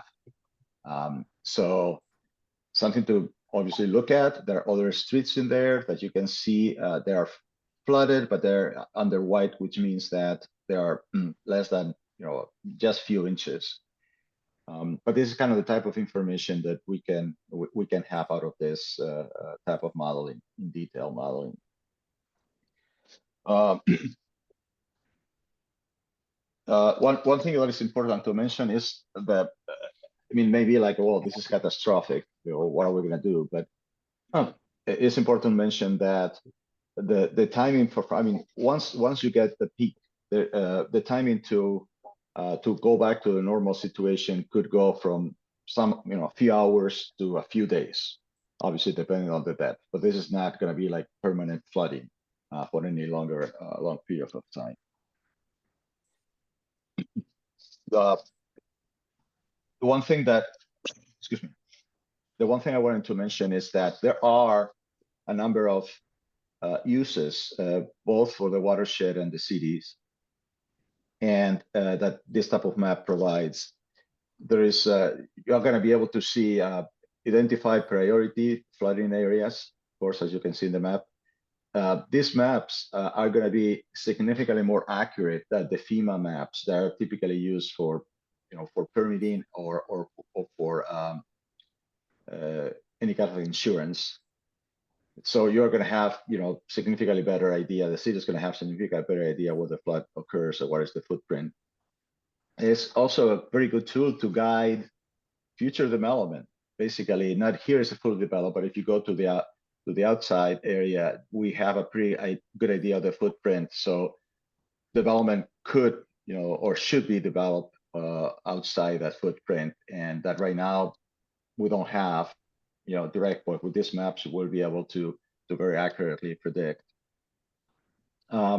It's very good tool to update city ordinances and development guidelines in general. So I hope that the city will use this for that purpose.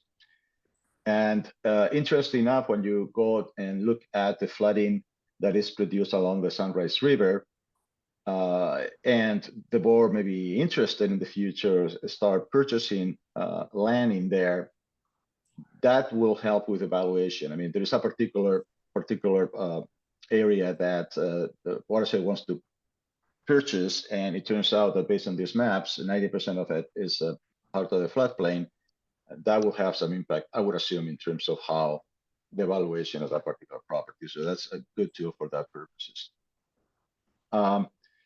And then obviously it will, this type of modeling, this type of mapping would allow for flood reduction projects if those need to be implemented. Not only the location for the projects, but the impact of the projects immediately at the area in which they're built and also downstream. So give us a good idea of what projects would be worth constructing or not, depending on the. So the next step for this, we're going to be obviously getting together with the stakeholders. Camila and Emily are going to be leading that effort. And we're going to be showing these maps to them and commenting. One of the things that we want to do, I want to do, be interested is in talking. We could have a really in-depth meeting with Public Works or the city engineers, and have them commenting on these maps that we're putting together. I mean, is that validate them? You know, is this something that, based on your experience and the history in the area, it sounds, you know, it sounds good to you? I mean, it is representative for what you would expect based on your experience, and that's something that is going to be a great value to finally validate the maps. So that's basically all I had to say. Bill, you want to add anything, or?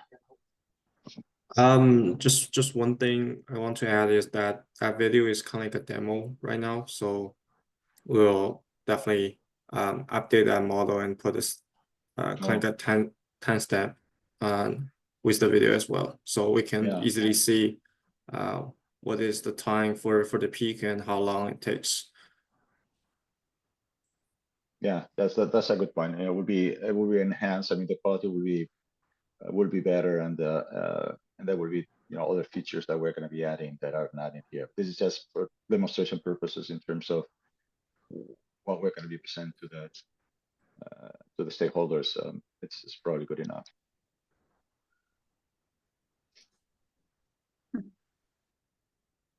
Can we ask questions? Yeah, please. Yeah.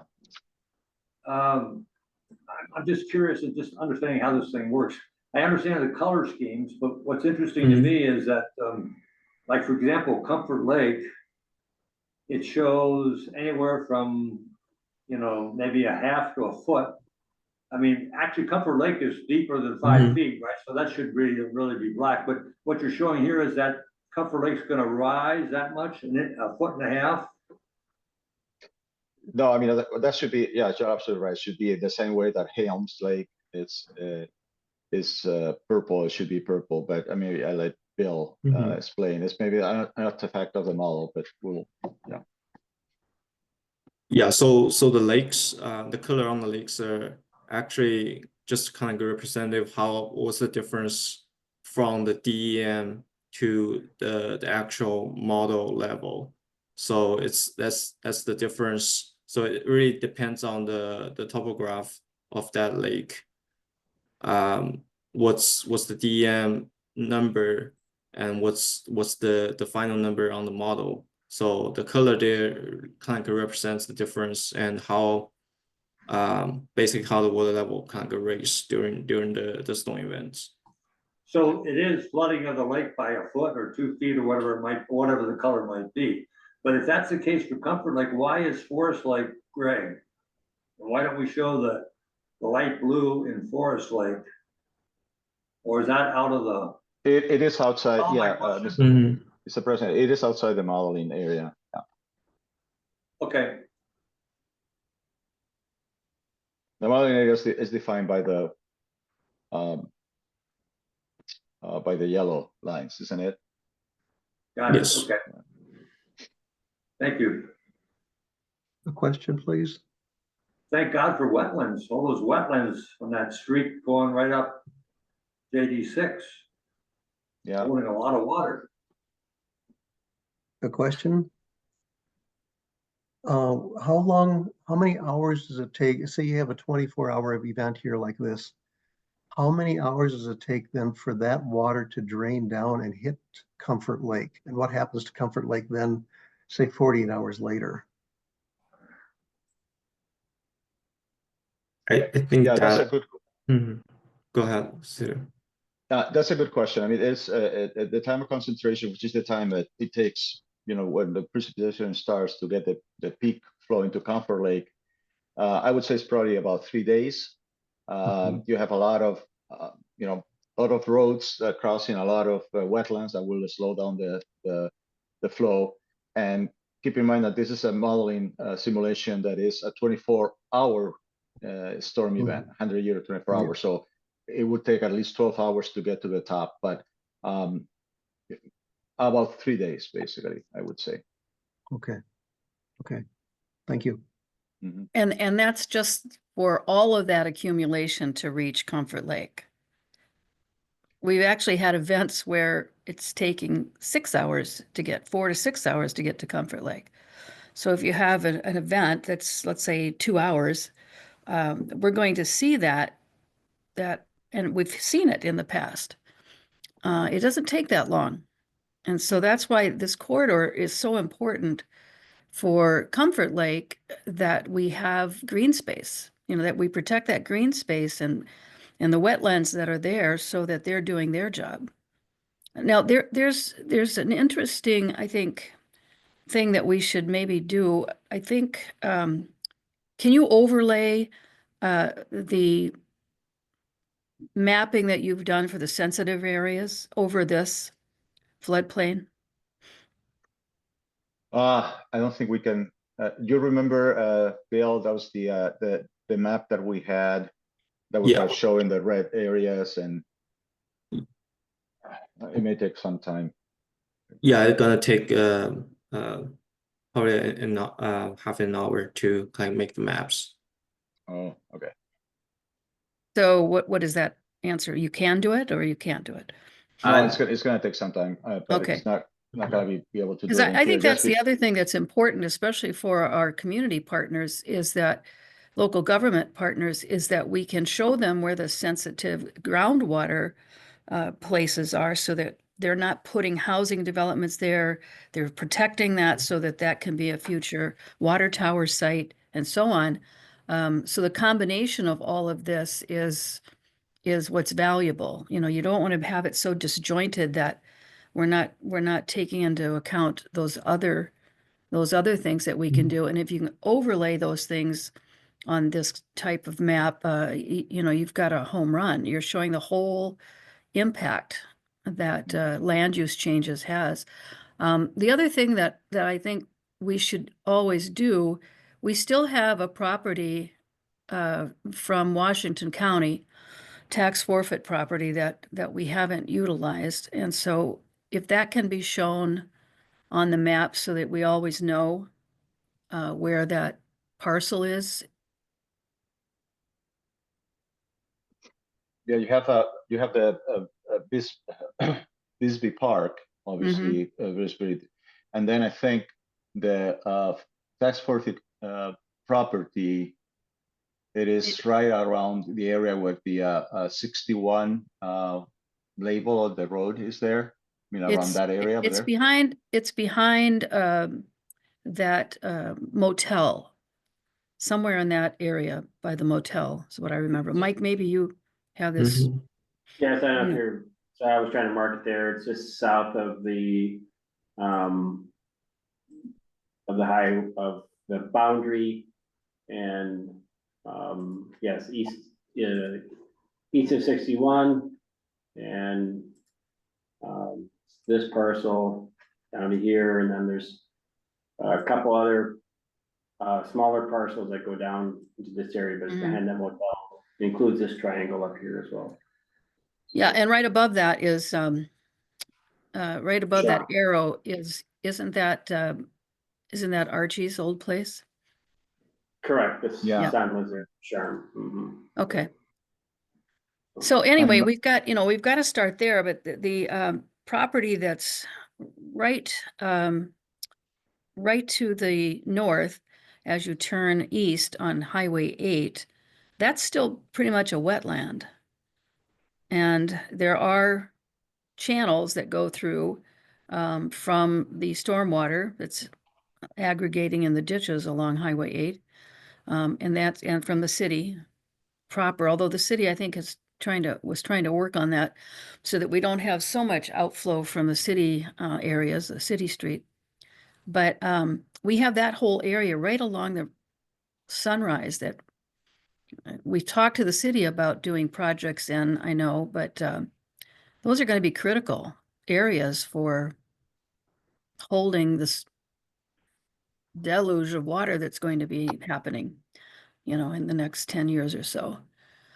So we need to, I think we need to, from my perspective, we need to start looking at these areas so that we can outline the areas that we believe are the right ones for containment and slowing down the flow of the water so that we're not getting this big deluge downstream as it reaches Comfort. Comfort's a small lake.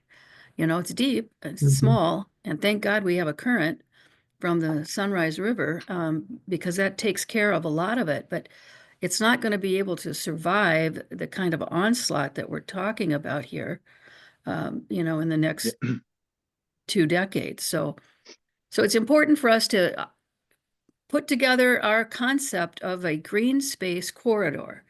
And green space corridor obviously is meant, maybe it's not apparent, we need to maybe clarify that more for the public, but it is for maintaining these natural areas where we don't have to build ponds, but we can just return the available wetland areas that we have and then, contain as much as we can within those areas. There may have to be a sedimentation pond or a flow pond of some kind that stops that flow, and that's, the engineers have to figure that out.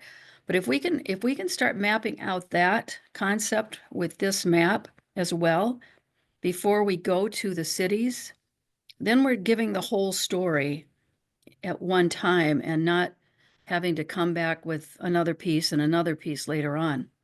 And those are the 2 big ones for me. Flow and availability of existing lands that haven't been developed. Yeah, Marina, that's a pretty good point. And I mean, if you look at Sunrise River here, it's almost begging, remeandering, just because of the wetlands and how the system behaves. I mean, we were able to do something similar to what we did in Bisbee Park and be able to allow the water to get off the river and remeander the river and realign where the water goes. I mean, that's it's going to be significantly decrease the. Well, your firm did the Rice Creek meander, didn't you, years ago? Yeah, my workplace was really close to that. And so I got to see that, right from the beginning, what a difference that makes.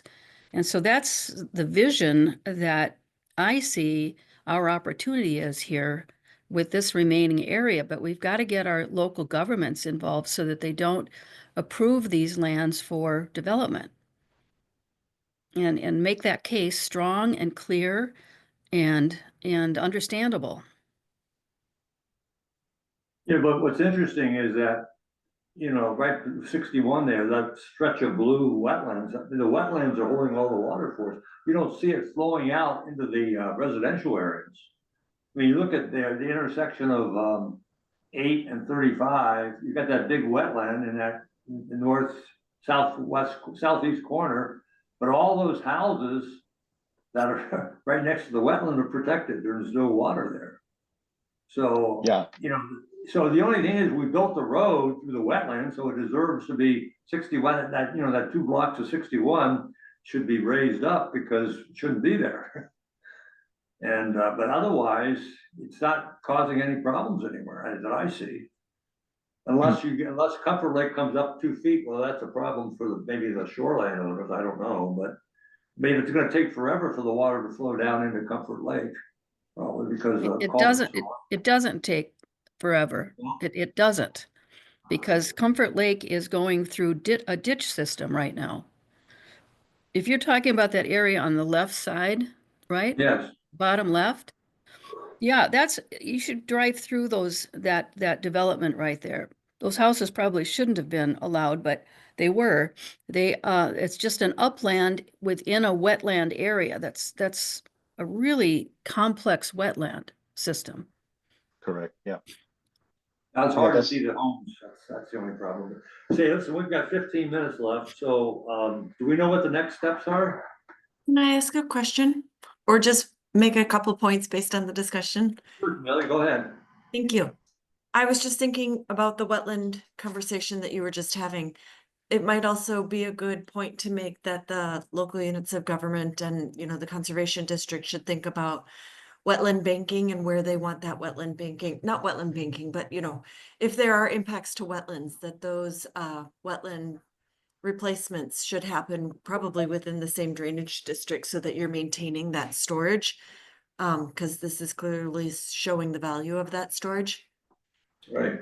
And then I also just wanted to reiterate Manager Anderson's point about groundwater.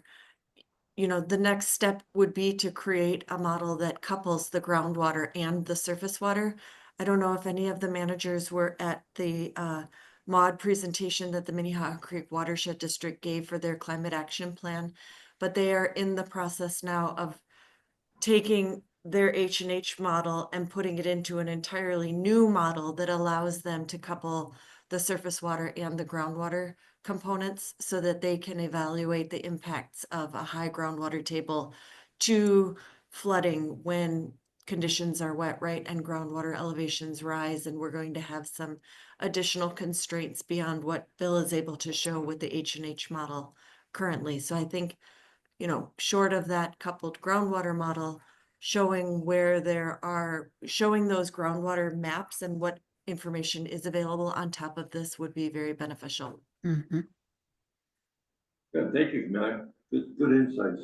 I think Emily has her hand raised too. Yes, President Schmaltz, if I could just add a few more things about the next steps before we move on. Yes, go ahead. All right, thank you. Like Cecilio said, we're going to be coordinating the community engagement. Like it said in your memo, we've scheduled a community engagement workshop on January 8th. If managers would like to come, Zan Associates had asked that folks show up 20 minutes early and also please RSVP so that we can get name tags and things like that. So as you look at, review the memo, look at your calendars, and if you're able to make it, please let me know. Recall that Zan Associates will be helping facilitate the workshop. We'll have folks from EOR there, and then Adam Jelm will be there as well. So again, please let me know if you're planning to attend. Zan Associates will be facilitating that, and they've said it's a really good opportunity for the district to listen to people from the community. So we'll kind of aim to be there and be listening to folks as they give their feedback. Emily, I am planning to attend, so you can add me to the list. My question for you is, how is this being promoted? This is the first I've heard of this workshop. I've not seen any information come through the local Bowen Lake Association or the city of Scandia? How is this being promoted? How will we get people to attend? Yeah, that's a great question. We wanted to make sure that, you know, we're informing the board first, but we will be rolling this out on the website and Facebook, and then a lot of direct mailers and emails to folks. And Zan Associates had prepared kind of a list of folks that they'll be reaching out to as well. Who's Zan then we're gonna- Associates? So that is a facilitation and outreach planning consultant that we are contracting with. The board approved that contract, I want to say in the fall. I don't remember the exact meeting. All right. Remember that.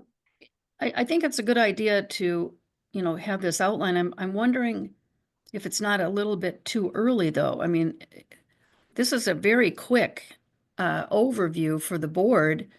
It's not a complete representation, not what you're going to be giving to the public. And I really think that we should see the full finished product before it goes to the public. We might have more questions. So what is that planned? And I mean, I'm looking at the project timetable, and I don't see that thorough presentation to the board at any time. So Manager Anderson, if I may, oh, I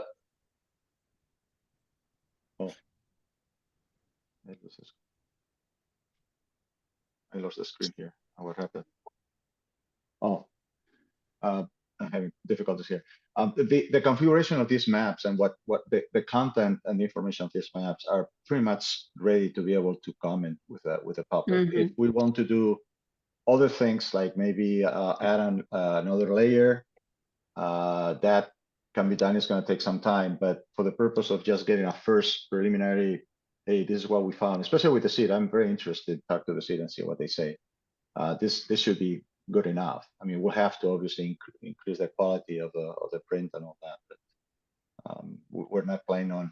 And then, well, what needs to happen is this go to the discussion, and we have to put together the final report and final graphics. That's, you know, something that the board will receive probably in a couple of months or so. Right, but the objective of doing this, where is that going to be in your report? Why the board's doing this? Yeah, I mean, I think it's phase 3 of the flood risk assessment. So there will be conclusions out of this, and the rationale for it has been established since the first phase of it. But yeah, that will be part of it too. So when is that report going to be ready? You're meeting with community members in January of 2025.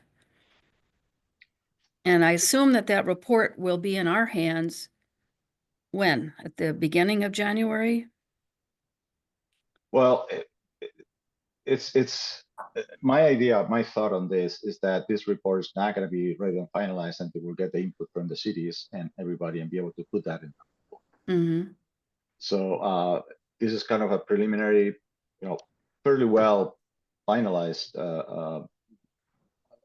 mapping that will be modified or adjusted or included in the report based on the comments that the stakeholders may have and the conclusions out of the discussions.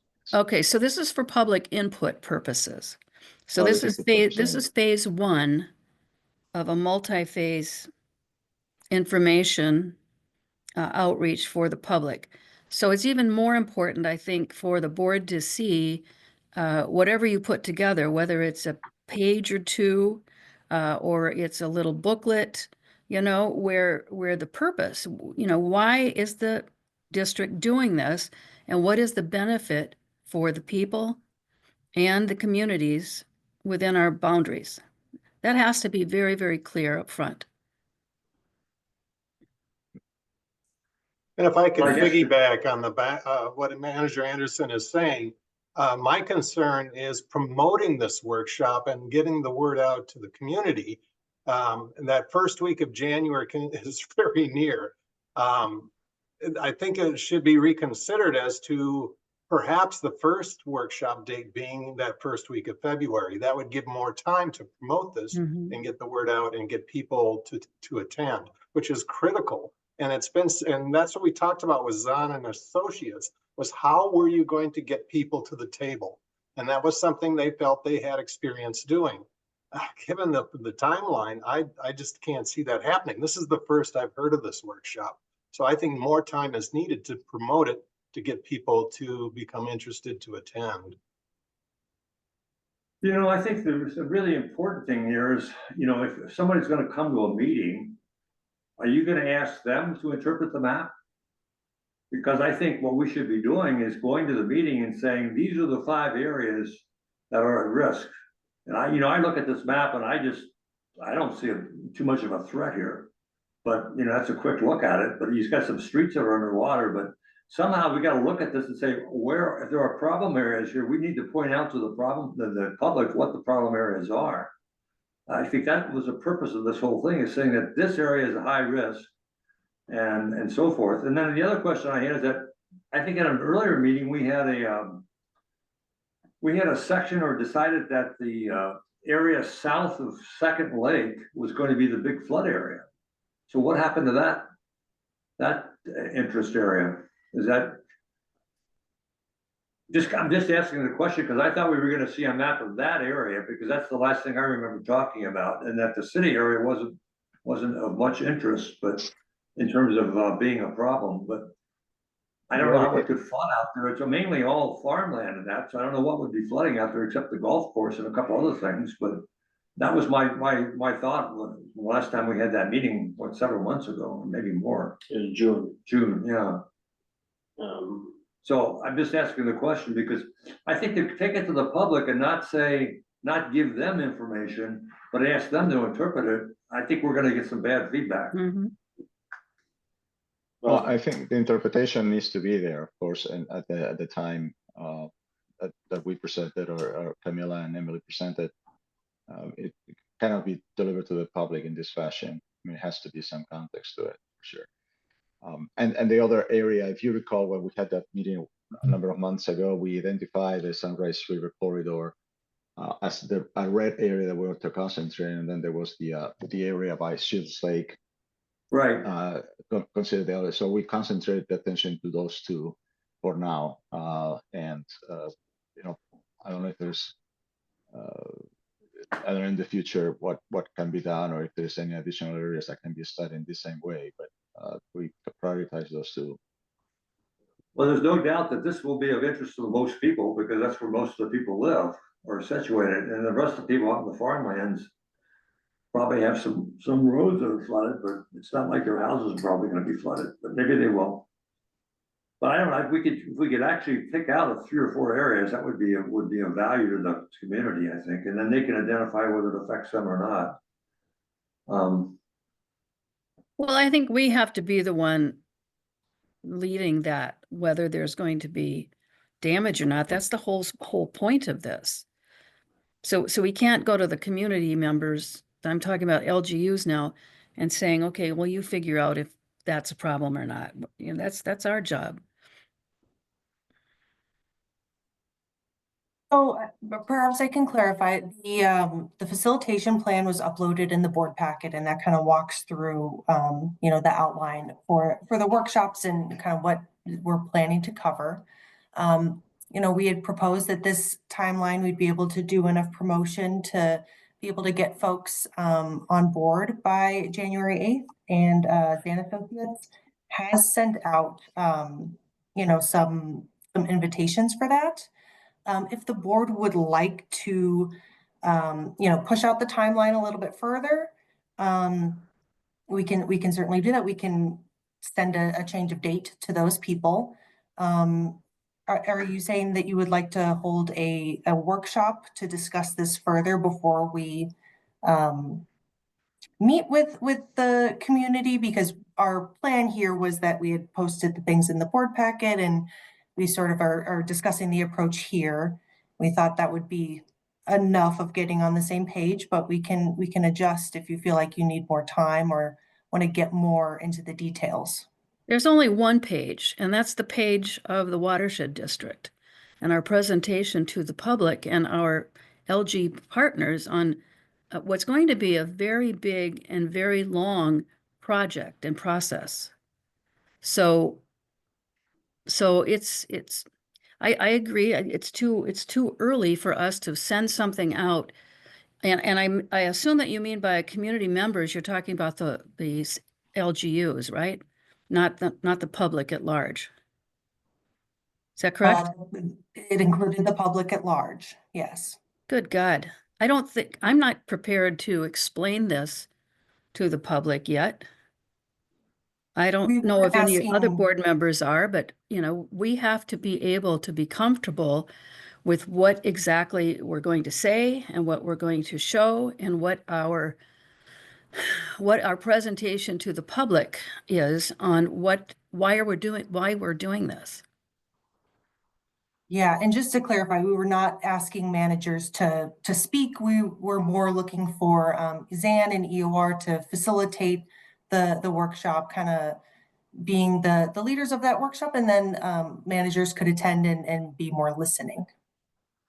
Well, yes, I understand that, but it's not that we're going to do any presentations, but people are going to talk to us about it one-on-one and want to understand why we're doing it and what the benefit is going to be. So we've got to be clear on that. And I haven't seen anything that's been written up that, yes, we have our goals that we want to do, but if we work in this particular area that we're showing, what's the outcome going to be there? What's the benefit going to be in that area for the people that live there or the people that manage that area as part of the local government unit? Yeah, and maybe EOR would want to clarify this a little bit too, but we do not have a list of BMPs at this point. And so, we're still in the early stages of that. And, often folks, other people that have done this process have gathered community feedback early in the process before identifying the BMPs. So we wouldn't have, this project would go here or anything. We could talk in general about the types of BMPs and how you control rate and volume. But we don't have a list of projects. I would bet that half Mr. the people that come to this meeting and look at this map wouldn't even be able to find their house on this map. And I think that's the level of involvement we're dealing with. And I think we have to be more involved in actually working with the city and saying, these are the areas of concern. And I'm just thinking of the two sessions I won at MOD, they had actually, somebody mentioned BMPs that had been identified, potential sites that were of high risk, and then figuring out how to address those sites. Mm-hmm. I don't know whether we have a plan to do that or not, but I think that's probably where we should be going at this point. But so, Mr. President, maybe you got to look at. I mean, you can really begin to see what happens around Walmart, and you can see where their problems were and where they weren't, and then whether we're going to get in the building or not. And those are the kinds of things that I think people are going to want to know. I would think. And if you're on the way. Mr. President, if I may, I think it would be probably a good idea to, I totally agree with the conversation here that identify improvements, look at BMPs, et cetera, could be a future phases. But it would be probably good to, for Camilla and Emily, this has been done because it's part of something that was approved a while ago regarding looking at flooding risk assessment, and it started with the different, risks regarding financial risks, social risks, et cetera, et cetera. So there is a direction or a path that had been already somewhat determined by that proposal that was, and the objective of that proposal was put in front of the board a long time ago. So maybe it would be good to, Camilla, if you could maybe articulate where is this coming from? Is this a part of just something that is started later, started a while ago, I guess? Yeah, I think that the goal for this first workshop, I think there's 2 workshops in total, correct me if I'm wrong, Emily, but in the first workshop, we would be introducing whoever is participating, local units of government, members of the public, on the watershed district's goals for this work, right? We're introducing people to the impacts related to climate change, letting them know that one of the things that the watershed district is really thinking about is changes in precipitation patterns and what those changes in precipitation patterns might mean on the landscape, and showing them this map. This isn't, true. This is just based on the best available science or data that we have right now to predict what we think might happen in the future, and to talk through these vulnerabilities with them. Ask them a little bit about what their experiences have been. Do they think that this is where flooding will happen? And if flooding happens in these areas, if these roads are overtopped, what do they think will happen, right? Who's vulnerable to road overtopping in these areas? Who's vulnerable to flooding in and around these different buildings? And kind of get them to prioritize what they think might be most important and what areas maybe are less important, recognizing that we can't solve everything all at once. And then introducing them to the types of practices, green infrastructure or stormwater management retrofits that would help mitigate this flood risk. And then let them know that the watershed district might be modeling some scenarios between this workshop and a second workshop to see how the flood risk would change if we put in the types of best management practices that they think that the watershed district should consider. Mm-hmm. Very well said. So Yeah, I think that's a different expectation than what I had jumped to. I had jumped to what I said, and I think that's really far down the road from what I can tell, and that what you said was a more short term and getting feedback from the people that are affected by this in terms of what their own personal experiences have been with water. I think that's quite a bit different, and that's probably much more manageable if we present it that way. But if Well- they come into the meeting expecting what I was expecting, if we don't manage the expectations, we're gonna have a big disconnect. That's the only, so we have to make sure we really communicate what we expect them to participate and how they should participate. Yes, I agree 100%. Managing expectations will be a very critical component to these workshops. And I think that that is why the watershed district has retained Zan Associates, right? I think Dan has done these types of workshops before and understands, how to facilitate these discussions in a way that will, help set those expectations. You're talking, I think, Cecilio, you brought up the engineering report that we got, or prospectus, that was prepared at the beginning of this project, correct? Where you presented the background and what you're going to be doing, what the objective was, and so forth. Yeah, there was some very good sections in that report. I know, Camilla, we were working, in time, just at the meeting, just correcting a few wordsmith areas that really made that powerful, really made those statements powerful. So that, if that's what you're going to do, is present that at least as a introduction to why we're doing this, I think that's going to be really helpful. It sets the stage for what they're going to be looking at, and that there's the statement about why the district took on a project like this is going to be very, very important, especially for the local government units. It's to help them do a better job of managing the growth. We're not anti-growth. It's managing the growth within their boundaries so that they deliver for their customers, for their citizens. You don't want people building in a floodplain area.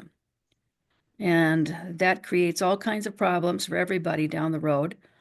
And you add additional climate change factors on top of that, and it's a nightmare waiting to happen. So with that contextual announcement and promotion, I agree with what Manager Bakke said as well, is that this doesn't give a lot of time to pull all that together and have a professional, coordinated message. So maybe moving that January 8th out a bit, maybe to the end of the month, is more appropriate. At least the board is going to see what you're going to be delivering to the public. I think that's fair. And maybe, the consultant should come in to talk to, it sounds to me like EOR's got the engineering part of it down. And this other company has got the skills to do the networking and get the feedback that we're looking for. So maybe I'm wrong, because when you made your little presentation there, Camille, about the, what we were actually trying to do, I guess you were providing feedback from what they had given you. Correct. You know, in Yeah. terms of working with the public and finding out where they have issues with water and making sure they understand what we're trying to do in terms of the climate changes and all that kind of stuff. I'm okay with that, I guess, if we manage it that way, but the January 8th is before we even have our next board meeting. When's our next board? 2 days after. Huh? 2 days afterwards, the 10th, right? Yes, and Mr. President, I think also we just, I would have, I guess I'm in agreement as well, with Andrew Bach and others.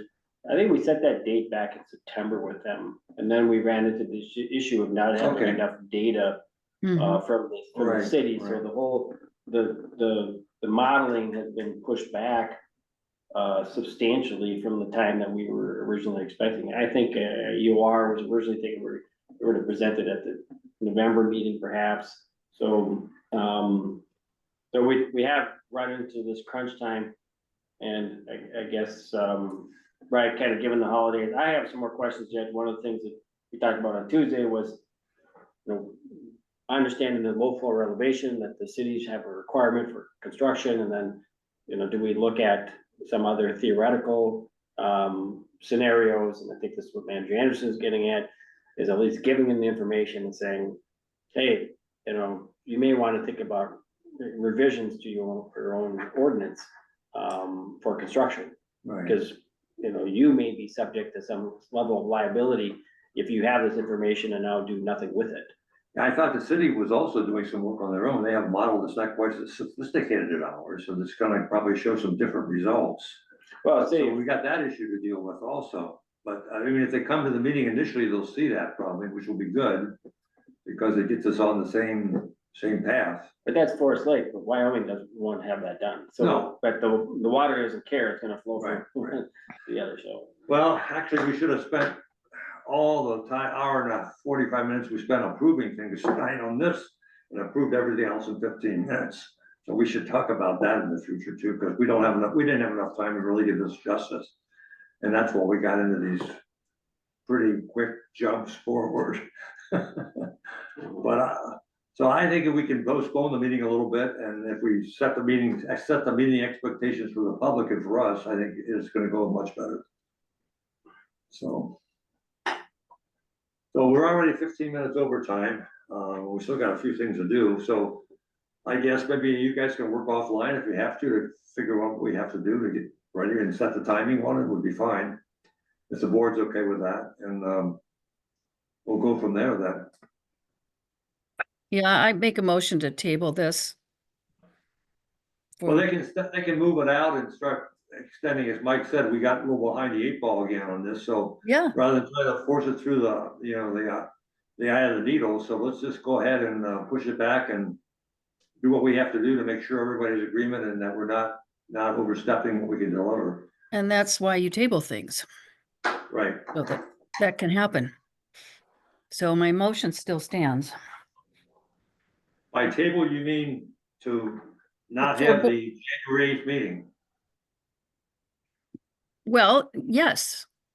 We're tabling the outreach to the public. Okay, but they what can the whole still dis- work on a date though. Well, of right? course, they'll work on it. That's for the board. The board, okay to go forward. Do we need to formally have a motion to do that, council? Or can we just, have we done it already by our comments? Chuck? you Mr. still Chair, there? you don't formally need a motion. There was no motion put in front of you tonight. You can just give direction to staff Okay. if that's satisfactory to you. Okay. And I think they've already made some good suggestions about pushing this back, and we're saying we agree with you, and, as long as we do what we talk about, you know, make sure we don't overstep our capabilities, and we set expectations for the public, and to rely on the consultants we've got to do that. It sounds like they know how to do that, so we're probably in good hands, but we got the engineering part of it for sure. So I think that would be fine. So Manager Anderson, I don't think we need a motion. I think we've got the direction set. Mike's. All right. With me, and we'll go from there, okay? That's fine. But, Alright. could the board, would please, you know, maybe give some indication to staff as to what would be an acceptable?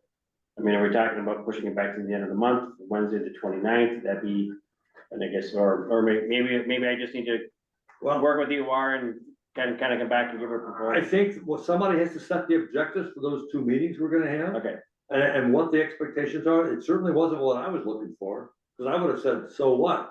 And then we would have had a disconnect, right? mhm. So don't set up a meeting that people are gonna say, so what? Set up a meeting where, like Amelia was saying about, explain how we're getting into this, how it's gonna impact them, and ask them for their feedback on their own personal experiences to validate what the models are telling us. I think that's probably pretty valuable. And I think that's how we get at the timing, to whether we can do that or not for the next two meetings. Whenever they feel like they've got that information involving the other consultant to do the front end, of course, then we're in good shape. Maybe the consultant can do it, you know, in a couple weeks after January 8th. I don't know. No one's talked to us about what they're gonna do. Well, there's a little bit of a summary here, but I think to your point, you know, maybe that might be beneficial if we have Dan come to the January meeting, first January meeting, and remind board, or just remotely, at least remote into the meeting, and Or even send us a summary of what you expect to happen at that meeting and what kind of people you're gonna have there and what. okay, yeah, because it's been a long time. It was, I think, the proposal, I think it was the first meeting in June, I think it was the 13th or something like that, was when this came to the board, so it's been a long time. So we can get that redistributed and highlight some of the things that are in this memo as well, as to what the intention of those meetings are.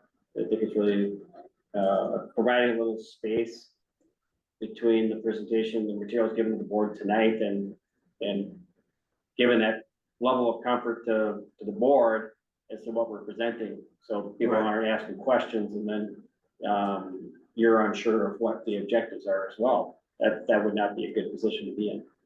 Yeah, I don't want to be negative on this thing, because I think some excellent work has been done here. I mean, you look at the detail on those charts, especially when you zoom into Walmart, it's a great piece of work. We just got to put it together, and so we get the value out of it and the right timetable. I looked at a lot of the mod presentations on this up here, went to two of them, and they were way down the road from where we are. That's why my expectations were a little different. So I jumped fast too. Nobody told me what the real expectations were, so I jumped to what I had seen up there.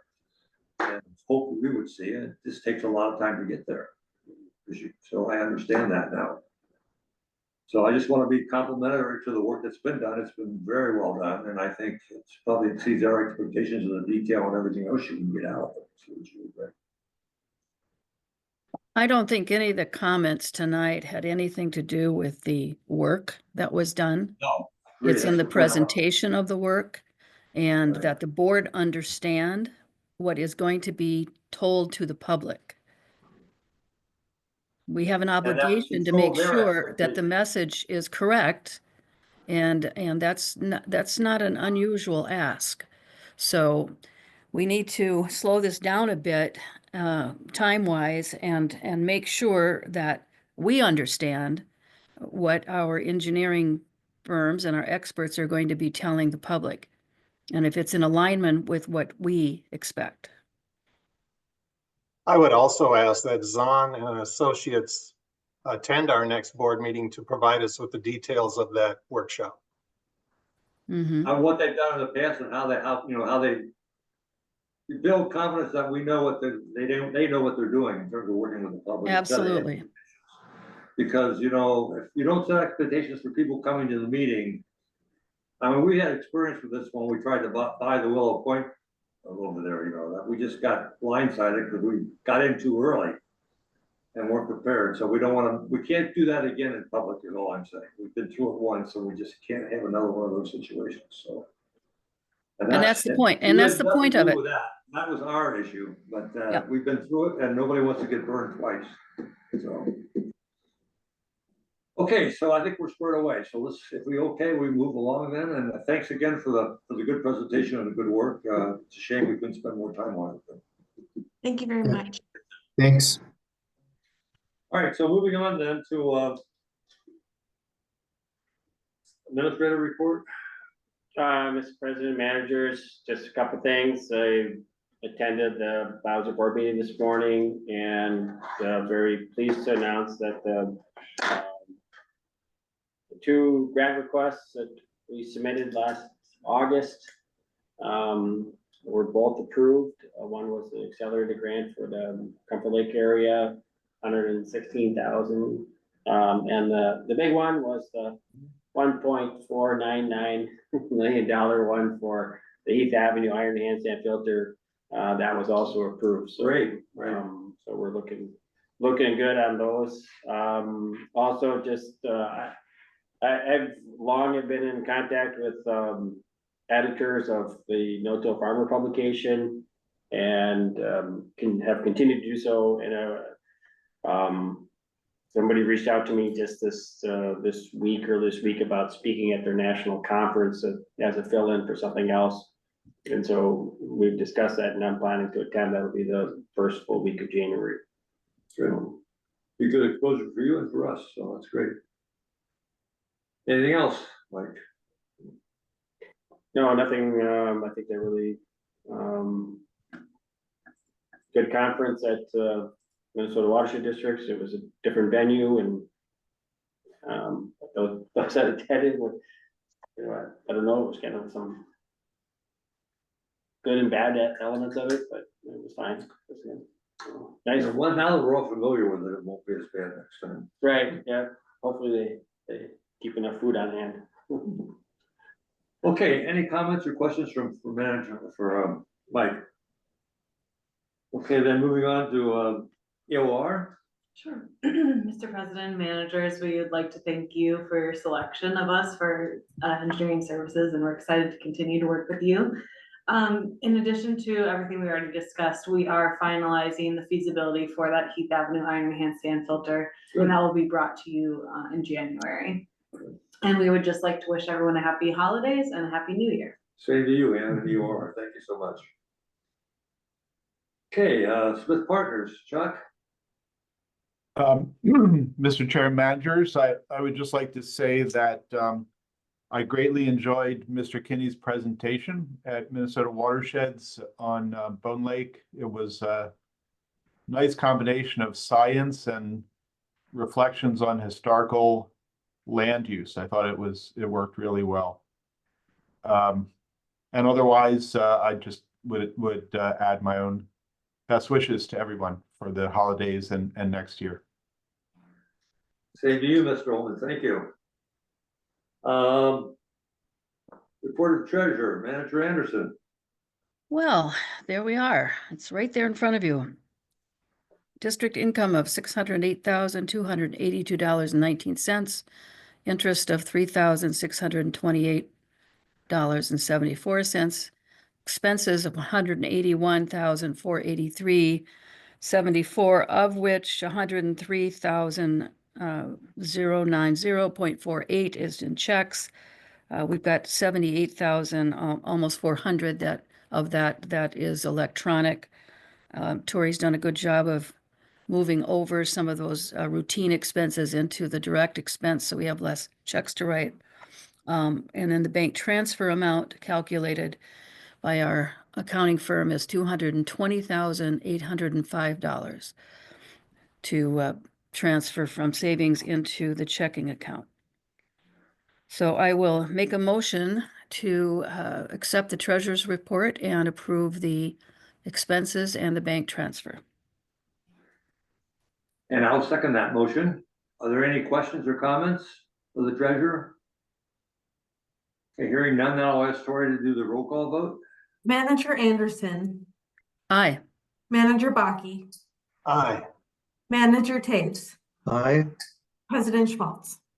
Aye, motion carries. I'm just thinking, wouldn't it be nice if water behaved like those numbers, huh? Just put them together and control them? Boom, there it is. I do have one more thing to ask the board, and that's for approval to make bookkeeping transfers as needed for year-end balancing of funds.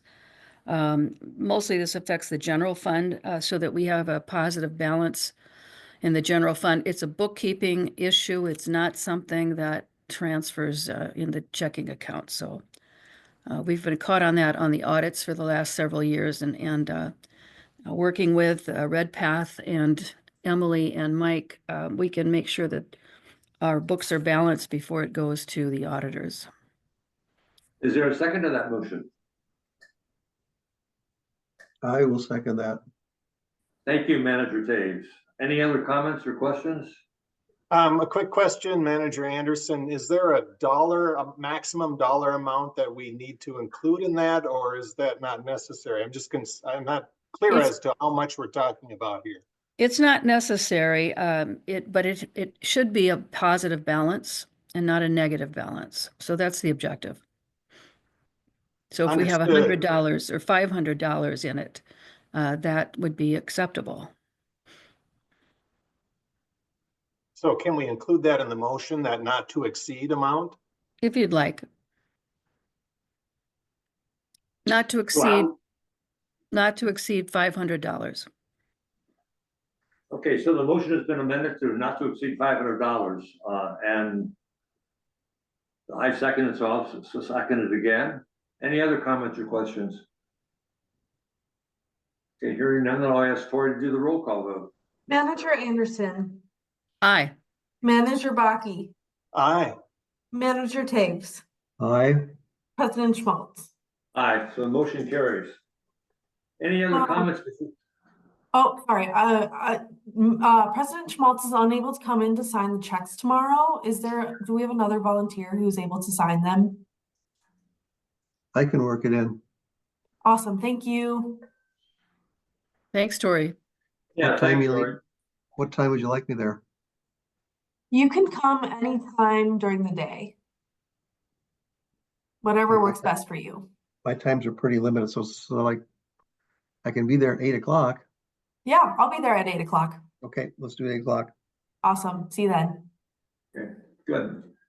Any other comments or questions before adjourn? Thanks again it's been a long, hard meeting, but we got through a lot of materials, and I think we got a good start on this floodplain thing in terms of moving forward with it. So thanks for the effort, everyone. And I'd like to wish everyone a happy holidays and Merry Christmas and Happy Hanukkah and so forth. We still have to do the report of managers and summary of board direction. You're right. Thank you, Tori. Report of the managers. I'll start. I have nothing to report tonight. Manager Anderson? The only thing I wanted to tell the board about is what happened with the resolutions at Minnesota Watersheds.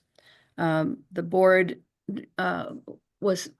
we were told by the board that we would follow the recommendations of the steering committee or the resolutions committee at Minnesota Watersheds, but there was a real change on the one that dealt with the carnivorous fern, I think it's called. I have that right. There were 6 of the 13 that were related to this issue. And what came out very clearly with the presentation by 9 Mile Creek's administrator is that this was a request to work with the agency, not a resolution for legislation. And so learning that information, the right choice was to support those things and not have them tabled like the resolutions committee had recommended. And so that's what I did. And I wanted to make sure the board knew about that. Thank you, Manager Anderson. Manager Taves. The only thing I want to point out, I was looking through the Chisago community education catalog just the other day and noticed Adam's courses in there. That was just kind of it was nice to see that, and congratulations on getting that information in there. Thank you, Manager Daves. Manager Baki. I'd just like to commend the staff on an excellent newsletter. Really nice presentation, clean and sharp, and lots of great information. I like all the pictures. I noticed there wasn't one of me, but you know, say la vie. I'd also like to commend the staff on the updates on the website. If you have board managers, if you haven't looked at the website lately, it's been changed and it looks really nice. So commendations to the staff on that, on their work on that. I'm glad you brought that up. I had it written Great. down, but I didn't bring it up. But I agree with you. It looks so much better, so much better, and so I would much echo easier to find things. Thank you, Manager Baki. Good. When did that newsletter go out? Is it recently? Is Adam still on here? I haven't seen it. I just was wondering whether I didn't get one or what the deal was, because I look at all that stuff. Well, Steve, It was in our in our materials. packet of information, that's where I saw it. So I haven't received it in the mail yet, but it's in our board Okay. pack. Yeah. Okay. Okay, any other comments or questions? Okay, Merry hearing none, Christmas. Yeah, same to you, and let's have a motion to adjourn. So I'll make the moved. motion to adjourn. Okay. Thank you. Summary of board direction. Oh, Sorry, I hate to be the one to keep bringing this back up. Tara, you need a green hat. Okay, thanks for keeping us on track. Any board direction, Chuck, do you have a summary? Yes, Mr. Chair, managers, quickly, the board would like to see the signage sketches for the JD6 wetland project before they're fabricated. The board also would like staff to pick up the effort to look toward signage for the watershed boundaries on roadways. With respect to AIS, there are a couple of items for staff to carry back to Steve McComas to advise about. One is Manager Anderson asking about the all-lake treatment of Comfort Lake, an evaluation of that, and then Manager Taves asked about broadleaf pondweed on Moody Lake.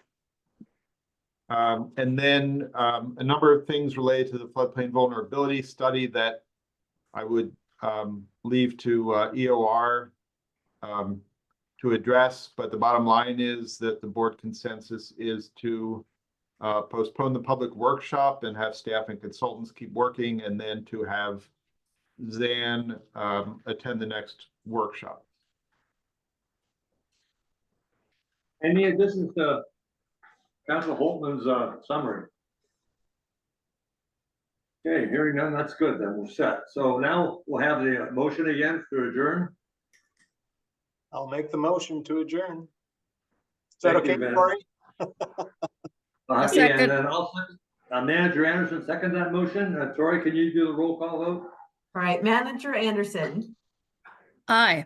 Manager Baki, Aye. Manager Taves, Hi. President Schmaltz. Aye.